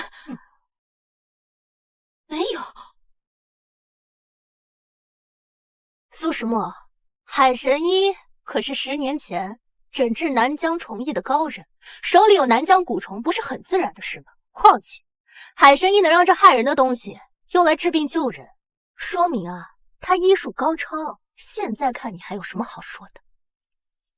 不可能啊！这师傅明明以前教过我的，这蛊虫一旦进入人体，就会迅速被人体吸收，而且不可逆转。而且我们当时已经把所有蛊虫收集起来，集中销毁了。除非……够了！你究竟还要胡搅蛮缠到什么时候？我既然敢用这蛊虫，自然是经过10年研究能够控制它。你们一而再再而三的质疑我，究竟是何居心？我看是有人不想离开这个裴少夫人的位置，故意在这胡搅蛮缠。来人，把他给我赶出去！我看谁敢！书画研究协会陈副会长到！书画研究协会陈副会长到！大家都不要客气，我来见见老朋友。海神医呢？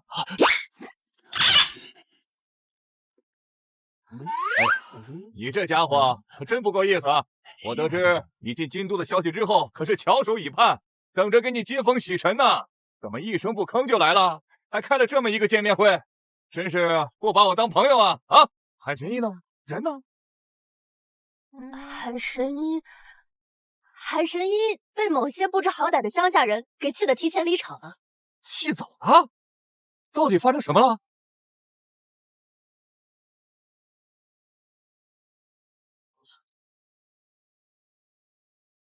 胡说！海神医当年治理虫患的时候，也曾跟我谈论过南疆的蛊虫危害极大，凡是被蛊虫叮咬过的人，在1炷香之内必将高烧晕厥，很难治愈。所以，凡是见到，恨不得除之而后快，绝不可能留下来做研究或者随身携带。不可能！海神医刚刚还拿蛊虫救了个人呢，喏，救他！好好的，小心啊！突然就倒了。儿子，你怎么了？儿子，晕厥，伴随着高烧发热，这怎么可能？怎么不可能？你那海神医多半是个骗子！看到船副会长来了，害怕被拆穿，赶紧跑了。不可能！我这就联系海神医。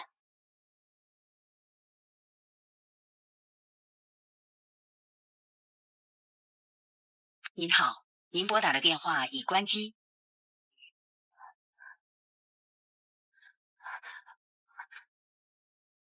魏管家，海神医他回苏家了吗？没有啊，不过不久前有人去海神医房间整理卫生时，发现他的东西都不见了。什么？儿子，海神医他真是个骗子！不可能！一定是他还没有回苏家，我这就去找他。别再自欺欺人了，你那位海神医八成早就想跑了。我看你啊，还是看看自己有没有被骗什么钱，要不要帮你报警啊？骗钱？对，海神医之前还说上门给我家孩子看病，收了我200万定金呢。什么？海神医还说明天上门给我家老爷子看病呢，收了我整整500万定金。比我还多，不应该给我看病吗？我不仅交了300万定金，我还送了一只百年野蛇参。可据我所知，海神医从来不收定金啊，都是诊治好之后才收诊金的。看样子，海神医就是个骗子，你们都被骗了是吧？肯定是骗子，真被骗了。假的！可恶！这可是你苏家打包票开的海神医见面会！我操！你要出来！敢骗我！太不像话了！放下！不行！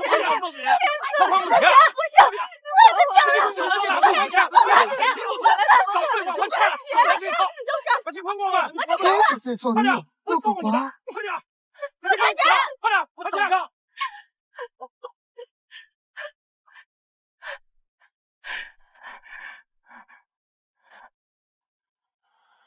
真是一场好戏呀！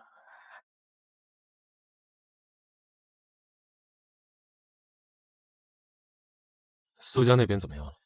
据不完全统计，被假神医骗过的人高达数十个，累计金额多达1个亿。被骗了的人都去找苏家要了赔偿金，但奇怪的是，苏家居然没有怎么为难，就把这笔钱全都给了。苏家上次赔给默默2亿就已经伤筋动骨了。这段时间在我们的暗地操纵之下，苏氏集团应该没有多少流动资金了。他们哪来的钱？不清楚。不过我们盯着二爷的人反映，二爷私底下好像偷偷跟苏嫣然见过面。二叔跟苏嫣然，没想到我们还没开始对二叔动手，他就已经开始坐不住了。对了，那件事情查得怎么样了？时间太过久远，很多事情都已经无迹可寻了。不过我们了解到，当年夫人身边的佣人和二爷的心腹王伯是老乡。这个王伯这些年借着二爷的庇护，没少做违法乱纪的事情。或许我们可以从他入手。去查，切记不要打草惊蛇。是。哎，裴总，上班时间你去哪儿啊？找夫人联络感情。怎么，不想对我负责啊？默默，这人怎么那么烦啊？连打坐都不熟悉。你怎么来了？你们修道之人不是讲究心灵相通吗？我掐指一算，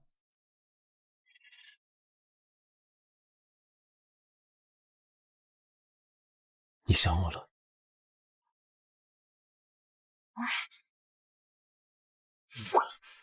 哎，默默，你去哪儿啊？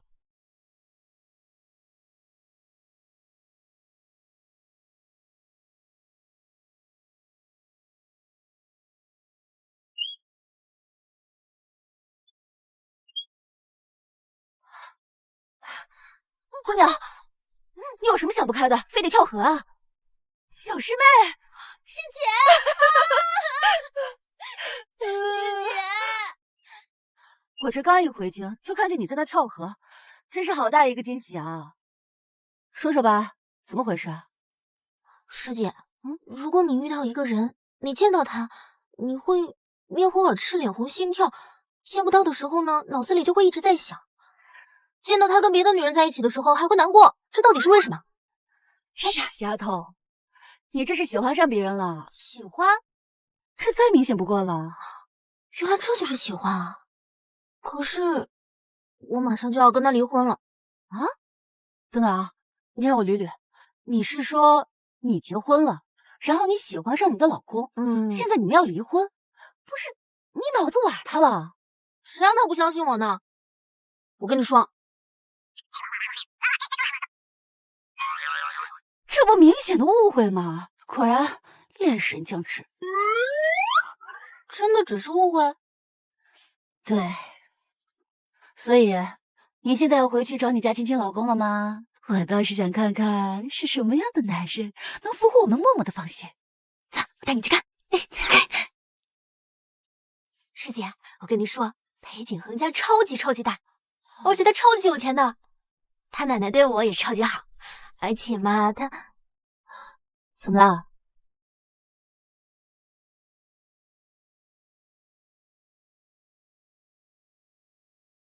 景恒，你来了。你最好不是在浪费我时间。怎么会呢？我们进去说吧。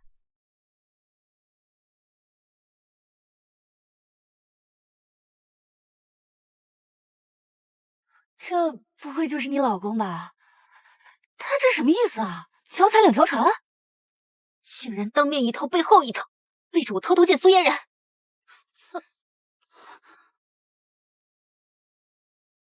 说吧，你在电话里说和默默有关的消息是什么？别急啊，景恒，听你说姐姐她医术很好，你的腿就是她治好的。那你先天亏损导致寿命不多的事，她也能治？这不关你的事。你如果没什么想说的话，我走了。景恒，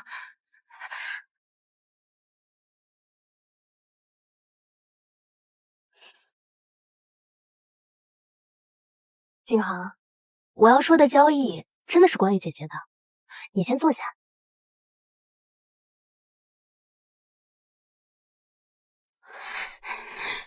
好你个裴景恒，你给我等着！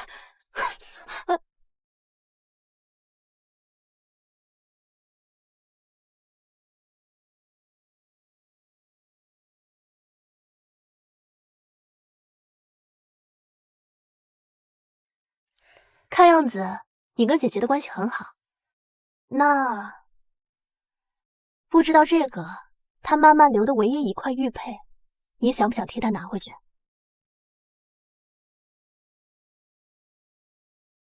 默默她妈妈的名字似乎叫顾清婉，你确定这是她妈妈留下的玉佩？说吧，你想要从我这里得到什么？你不信的话，可以回去问姐姐。我想要的很简单，就是在总裁办给我安排一个秘书的职位。你想干什么？当然是近水楼台先得月啊！等你跟我相处久了，你会发现姐姐她配不上你，只有我才是真正适合你的。不可能，这个要求我根本不可能答应你。看来你也没那么在乎苏轼了。等等，我会让徐浩安排，明天你就可以去公司报道。虽然我不知道你葫芦里卖的是什么药，但你别让我逮到。我能有什么花样？我不过只是喜欢你啊！苏儿小姐，看来你撒谎的样子，老天爷都看不过去了。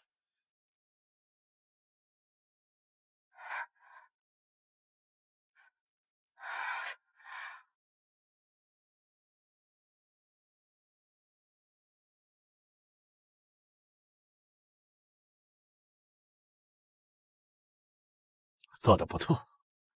二爷，我就不明白了，你为什么一定让我进裴氏集团，待在他身边啊？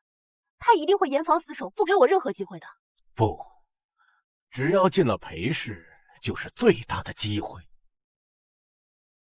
你只要想办法继续接近裴景恒就行了。好了，正事说完了，说说我们之间的事儿吧。苏二小姐，我那1亿可不是好拿的哦。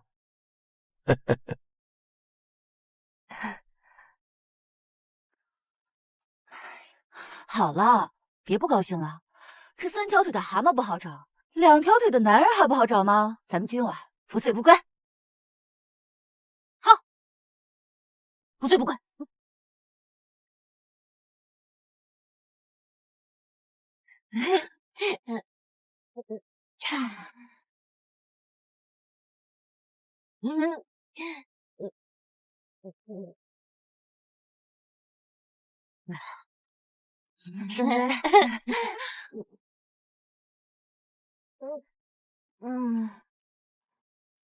师姐，我觉得你说的对，靠近男人就会变得不幸，我就不应该听师傅的下山结婚，男人只会影响我拔剑的速度。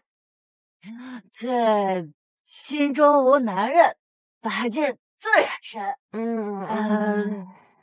对，下次我要看见你家那个什么裴，师姐到时候一定拔剑替你削他。好，削他。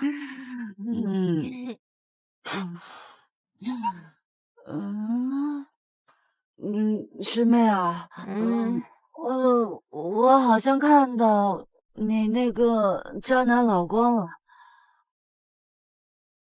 我好像看到你那个渣男老公了。怎么可能？他现在一定跟那个苏嫣然在一起。亏我还费尽心思的给他治病，他竟敢一枝红杏出墙去，真是气死我了。哎，也是，我肯定是喝多了。对，我出去吃吃饭。洗洗脑子。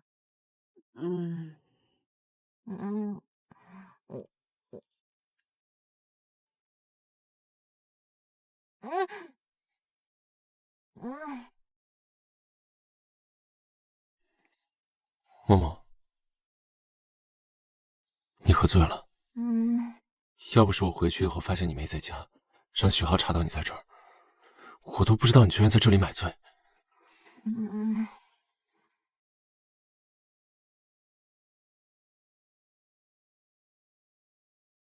你怎么来了？陪你的那个苏嫣然去。师姐呢？我要找师姐去。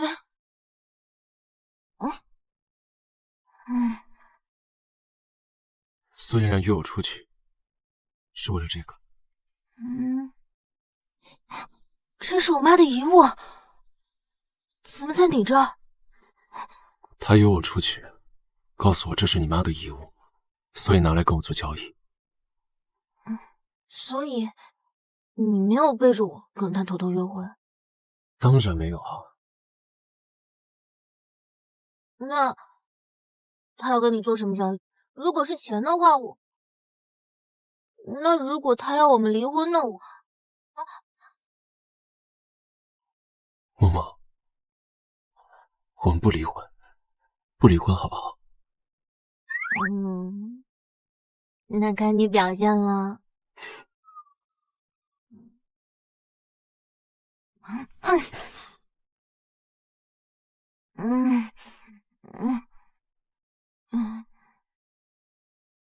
那这是什么？只是机会拍摄而已，我根本就没有让他碰到我。看来他是真的想让我们产生误会。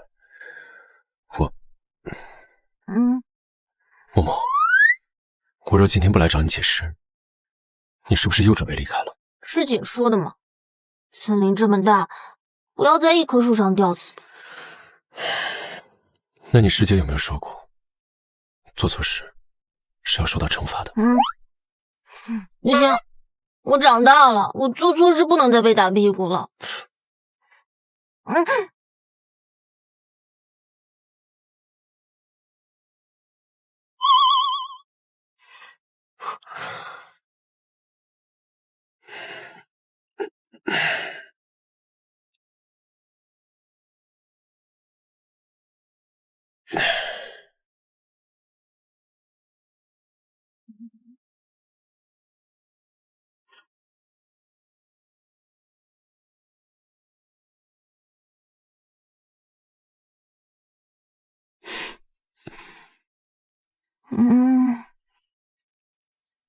裴景恒，别走，我觉得我好像喜欢上你了。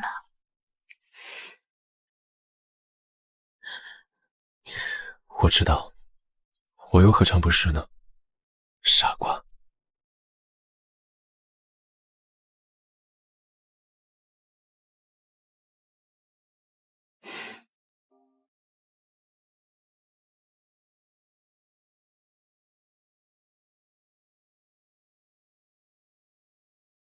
喂，情况怎么样？公关部已经将热搜压了下来，似乎是二爷出的手，但是我找不出他这么做的理由。既然这样，那我们就等着见招拆招。王博那边也让人继续盯着。是。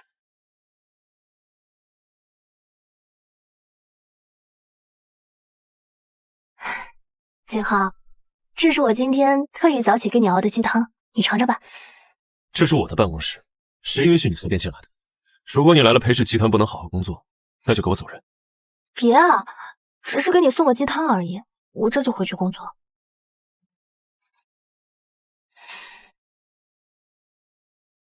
景豪，我车坏了，能不能麻烦你送我回家啊？让开！啊，景豪，帮帮忙嘛，我不会告诉姐姐的。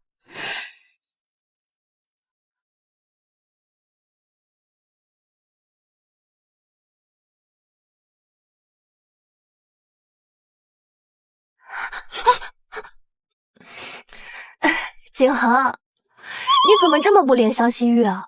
人家好像脚崴了，你能扶我一下吗？既然有心思玩这些小把戏，那就玩得起一点。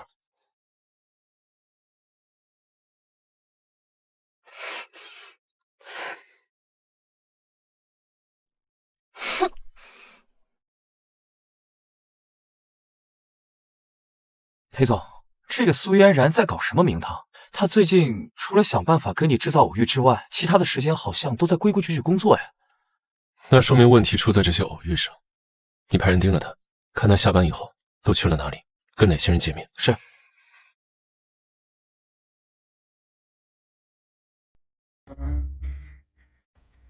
裴景豪，听说这2天苏嫣然都在想方设法的勾引你，那你不会上钩吗？我已经咬了一个钩子了，哪有机会咬上别的钩子？等着吧，时间久了，总有人的狐狸尾巴会露出来。少爷，二爷来了。走吧，去会会那个老胡。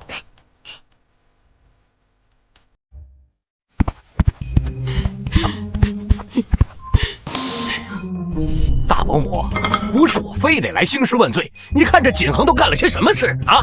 一个结了婚的男人，整天和人家苏二小姐纠缠不清。前2天2个人的亲密照还上了热搜，要不是我花钱找人把那热搜压下来，这不你看这小子还不知道收敛。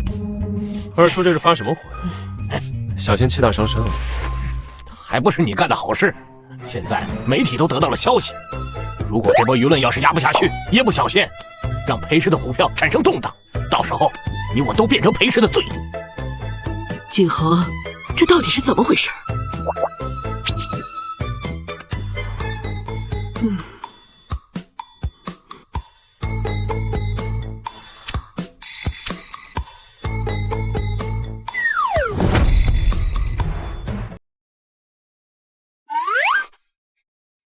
假的，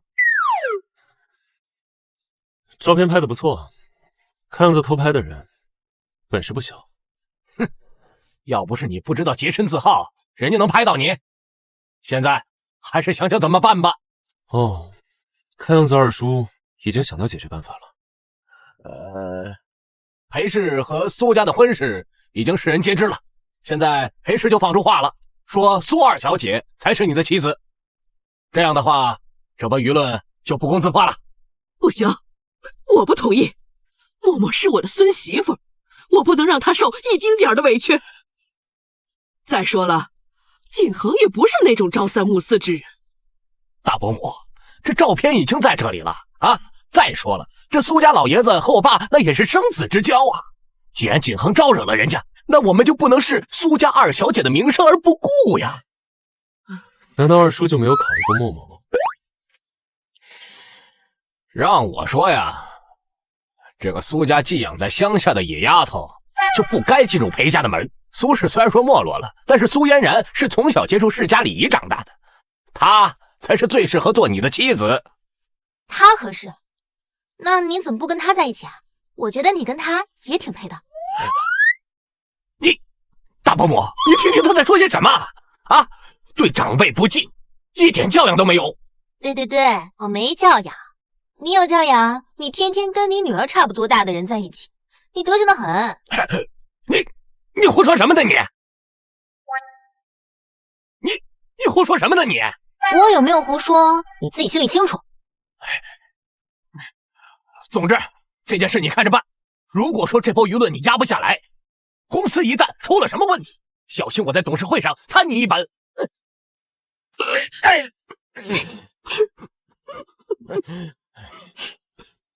默默，刚刚你的意思是，他跟苏嫣然，他身上那股苏嫣然的气息都浓得刺鼻了。如果只是简单的相处一世，达不到这个效果，很有可能湿入交融啊。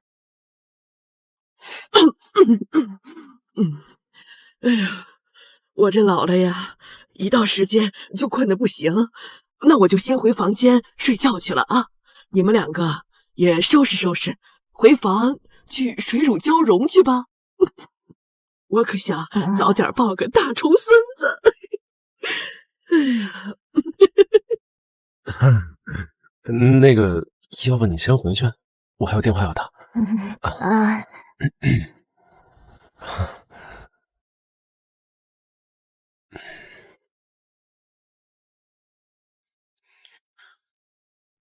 喂，给我盯紧裴志远和苏嫣然，没有机会就给他们创造机会。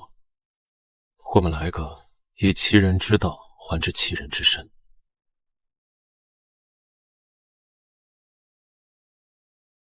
哎，苏诗墨，你脑子在想什么呀？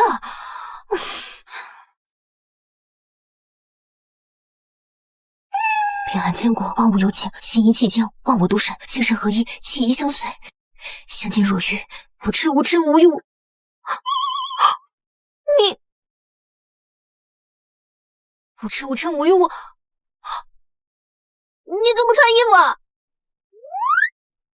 这不是为了方便你给我针灸吗？之前不也这样吗？还是说你在想什么不好的东西啊？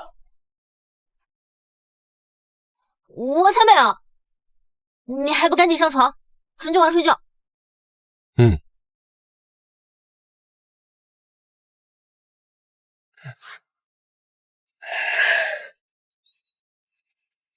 那你可要轻点啊！感觉哪里怪怪的。裴总，自从上午公关部发布声明，放出那些澄清角度的照片之后，舆论颓势就已经彻底止住了。而且我们还拍到了二爷和苏嫣然偷偷出入酒店的照片，要放出去吗？不用，放出去只会让他们按照我们的处理方式找借口推脱。你直接把照片发给二婶，相信他不会让他们好过的。对了，上次那件事情办得怎么样了？啊，我正要向你汇报呢。我们好不容易查到了夫人当年那个佣人的下落，还没来得及联系呢，就发现他死了。死了？啊，就在不久前出车祸死了。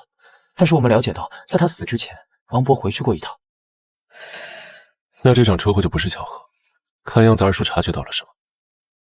既然线索都断了，那现在唯一的突破口只剩那个王博。你这样，是。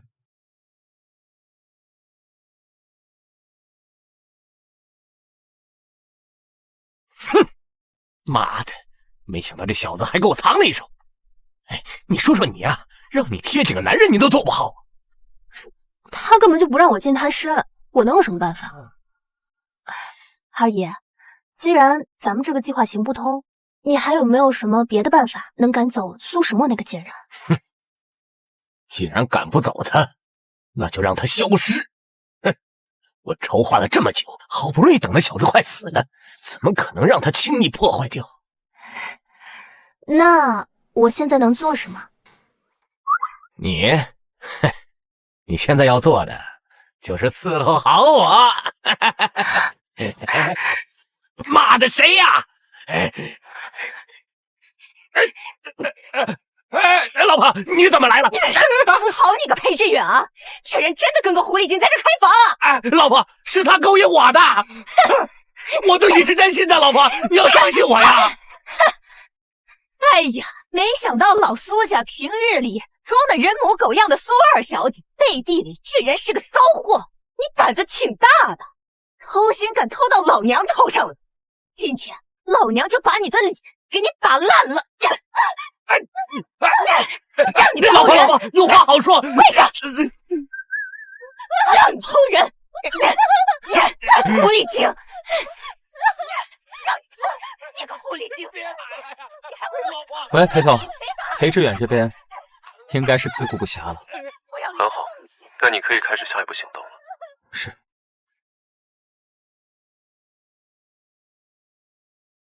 少夫人，莫非要见你？石墨，求求你，救救我们吧！怎么说，嫣然也是你妹妹，你总不能这样眼睁睁看她死吧，石墨？什么情况？怎么回事？嫣然她被裴家二夫人捉奸在床，现在还被关在裴二爷家，要求我们拿出3000万来赔偿，要不然她要划嫣然的脸，还要把她和裴二爷的丑事捅到网上去。那是他自己不知检点，关我什么事儿？可我们没有钱了。是啊，现在小爷一直不好，资金链也断了，我们拿不出来这么多钱呢。所以你们是冲我要钱来了？哎呀，你现在是裴家少夫人，那点钱就是你露露指缝的事情。求求你，救救嫣然吧！她要是真被毁了容，曝光到网上，坏了名声，那她这一辈子就毁了。救救她吧！或者你看，找景恒去给那裴家二夫人求个情也行啊。他只要逼我们拿出这笔钱，那我们就只能卖房子卖公司了。那你们就卖房子卖公司啊？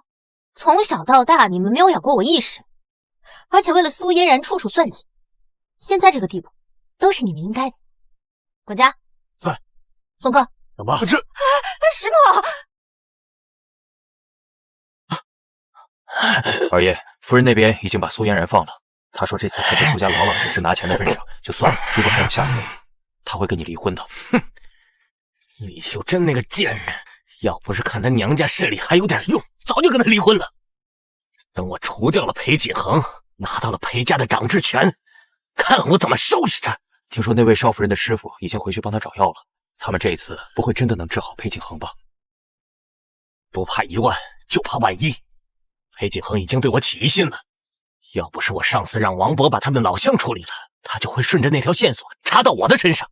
所以我们这一次一定要先下手为强。王博呢？王博，他好像因为嫖娼被逮起来，估计会被关几天，需要去赎他们。成事不足败事有余的家伙！好了，先不管他了。听我说，有人问你事，都饶你。锦恒啊，别怪我心狠，谁让你不乖乖的去死，还找了那么一个老婆，坏我的好事。噔噔噔噔，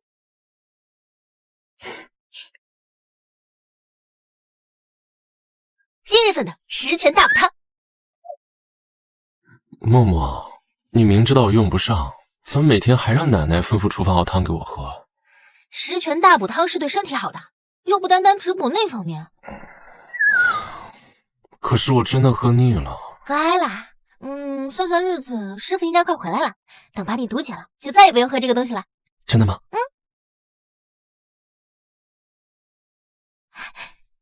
喂，师傅，你回来了。好，我马上回来。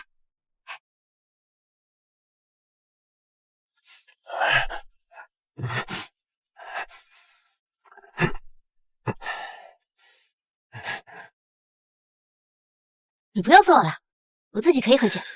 下午已经没什么事了，我正好陪你一起回去。况且我也想早点解毒。你放心，你的病一定会好的，你一定会长命百岁的。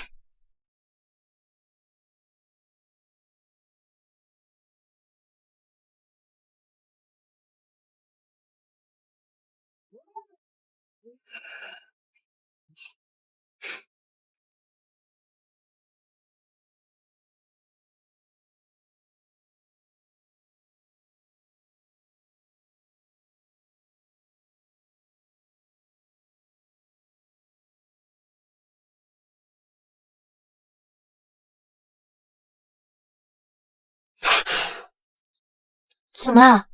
默默，刹车好像坏了。什么？糟了，被抓住了！默默，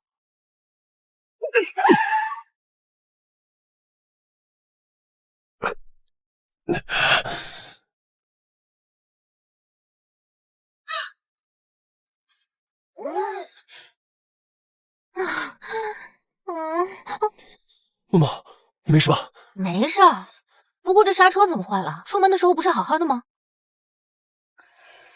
我去看看。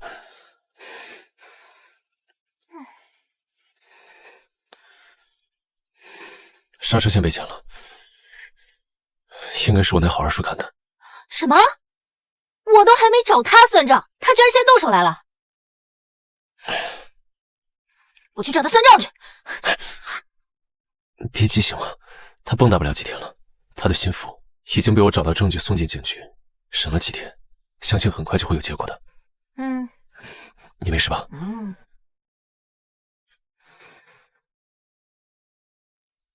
果然是他。怎么样了？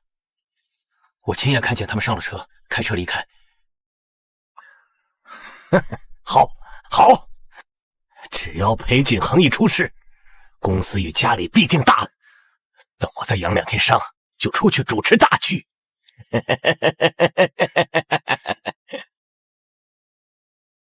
那恐怕要叫二叔失望了。怎么？看见我没出事，二叔很意外。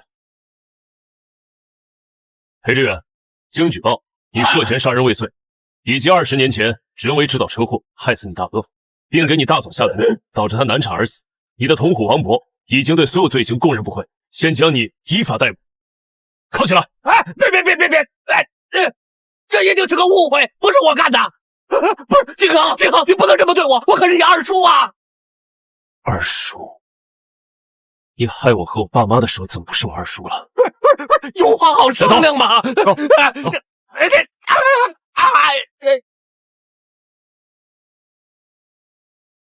裴氏集团董事会成员裴某远因犯蓄意杀人罪而被警方被抓，苏氏集团濒临破产，爸妈为了我把别墅都卖了。裴景恒、苏诗墨，这一切都是你们造成的，我一定不会放过你们。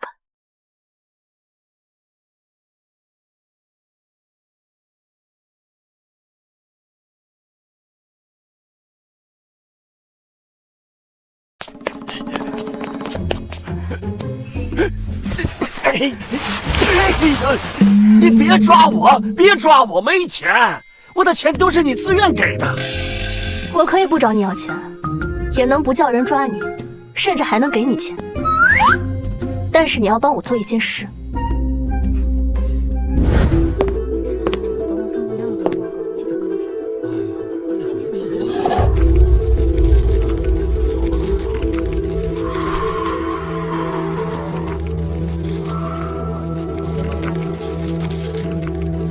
就这个小虫子，当真有传说中那么厉害？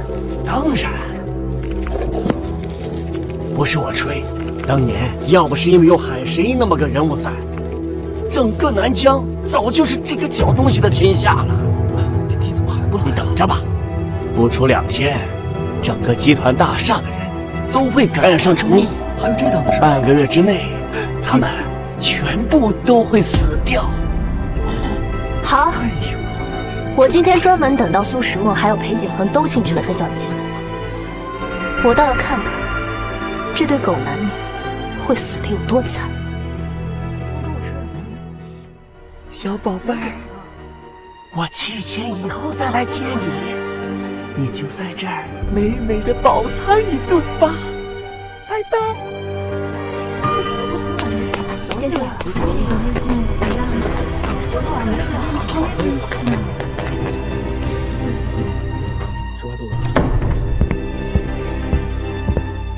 喂，你好，我要反映裴氏集团他们这边。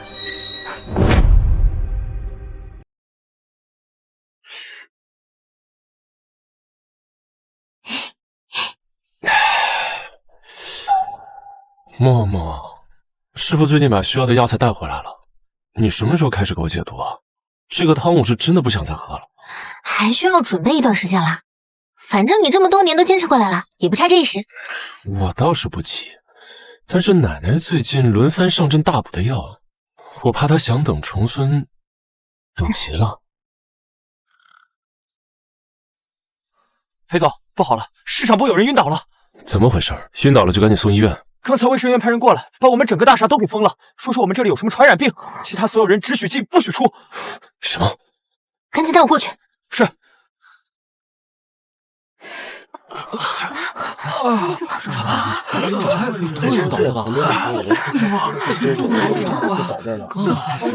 这是中毒了。这症状，食物中毒。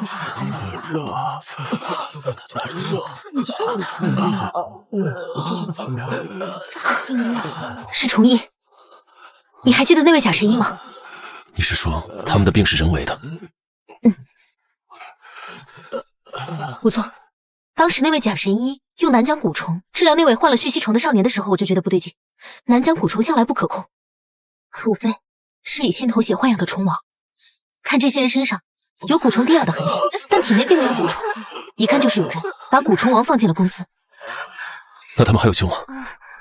虽说我有过治理虫疫的经验，而且疫病初期应该可以控制，不过……嬷嬷，师傅。嬷嬷，师傅，哎，师傅你怎么来了？哎，我听说你这里啊爆发了疫病啊，那症状我一听，那就是虫疫，所以啊我就赶过来了。正是虫疫，师傅，我治疗疫病的时候年纪还小，有你在我就放心多了。你别担心，别担心啊！你现在的医术啊有在我之上，咱们师徒俩携手，这小小的虫疫不在话下。师傅，你带隐钞粉了吗？带了。哎。裴景恒，你现在把那些得了疫病的人集中隔离起来，其他剩下的人也赶紧集中在一起。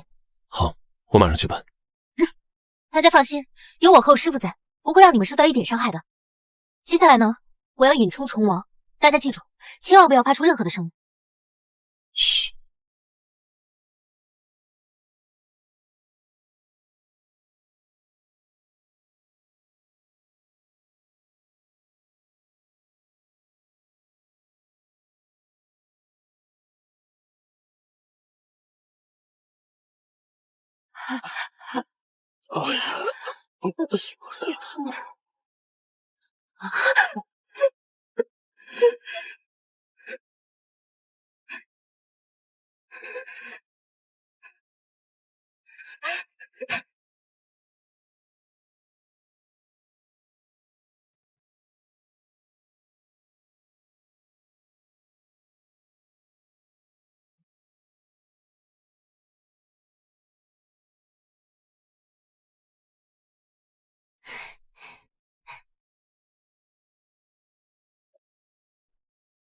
好了，大家可以先检查一下自己身上有没有虫印，接下来我就可以开始配药了。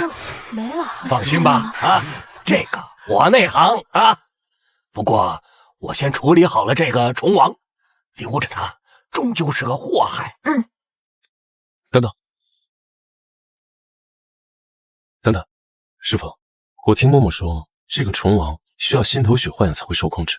那这样的话，我们是不是可以通过它引出害人的凶手？当然可以啊。好，先留着它啊。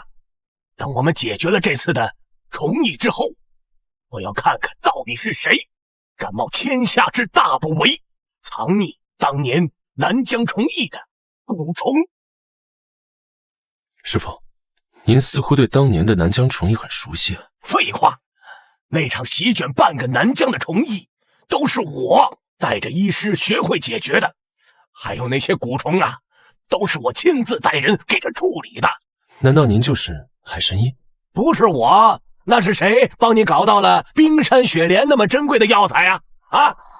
要不是遇到了嬷嬷，你真以为你那个病就那么好治啊？哼！师傅，你就是海神医，你怎么一直瞒着我呀？那个，虚名而已啊。要是告诉你我就是海神医，你岂不是一下班就知道我这些年装穷是故意骗你的吗？哎。哎，人命关天啊！什么事儿啊？之后再说。你别忘了，解决了这次的虫疫，裴家小子还等着你去帮他解毒呢。对，不好意思啊，答应给你解毒的事儿，可能又得推几天了。没事，我不着急，当下之急是解决这些虫疫。哎，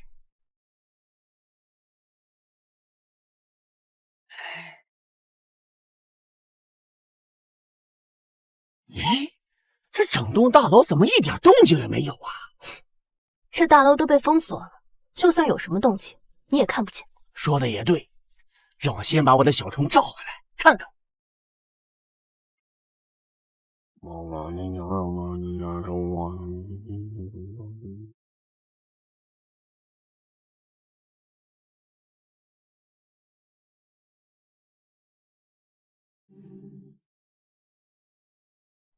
我宣布，他的病彻底的好了，我们这次虫疫也彻底的解除了。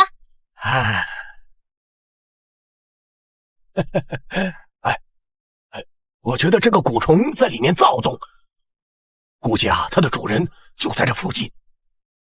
走，我们去会会他，说不定他就是一直冒充师傅你的假海神医呢。走。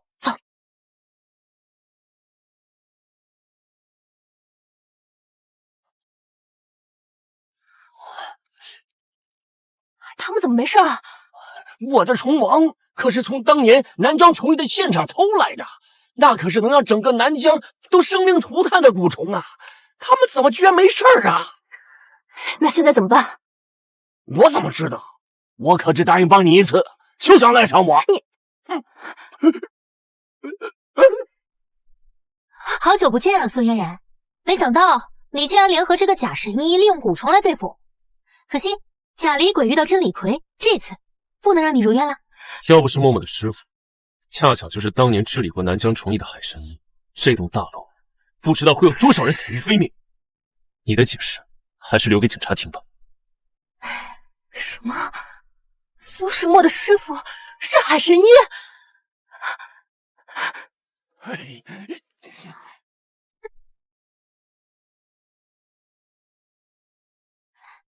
好了，这下你身体的余毒算是彻底的清了，之后啊，再也不用担心自己短命了。那我是不是可以考虑早点完成奶奶的心愿？什么意思啊？你这关我什么事啊？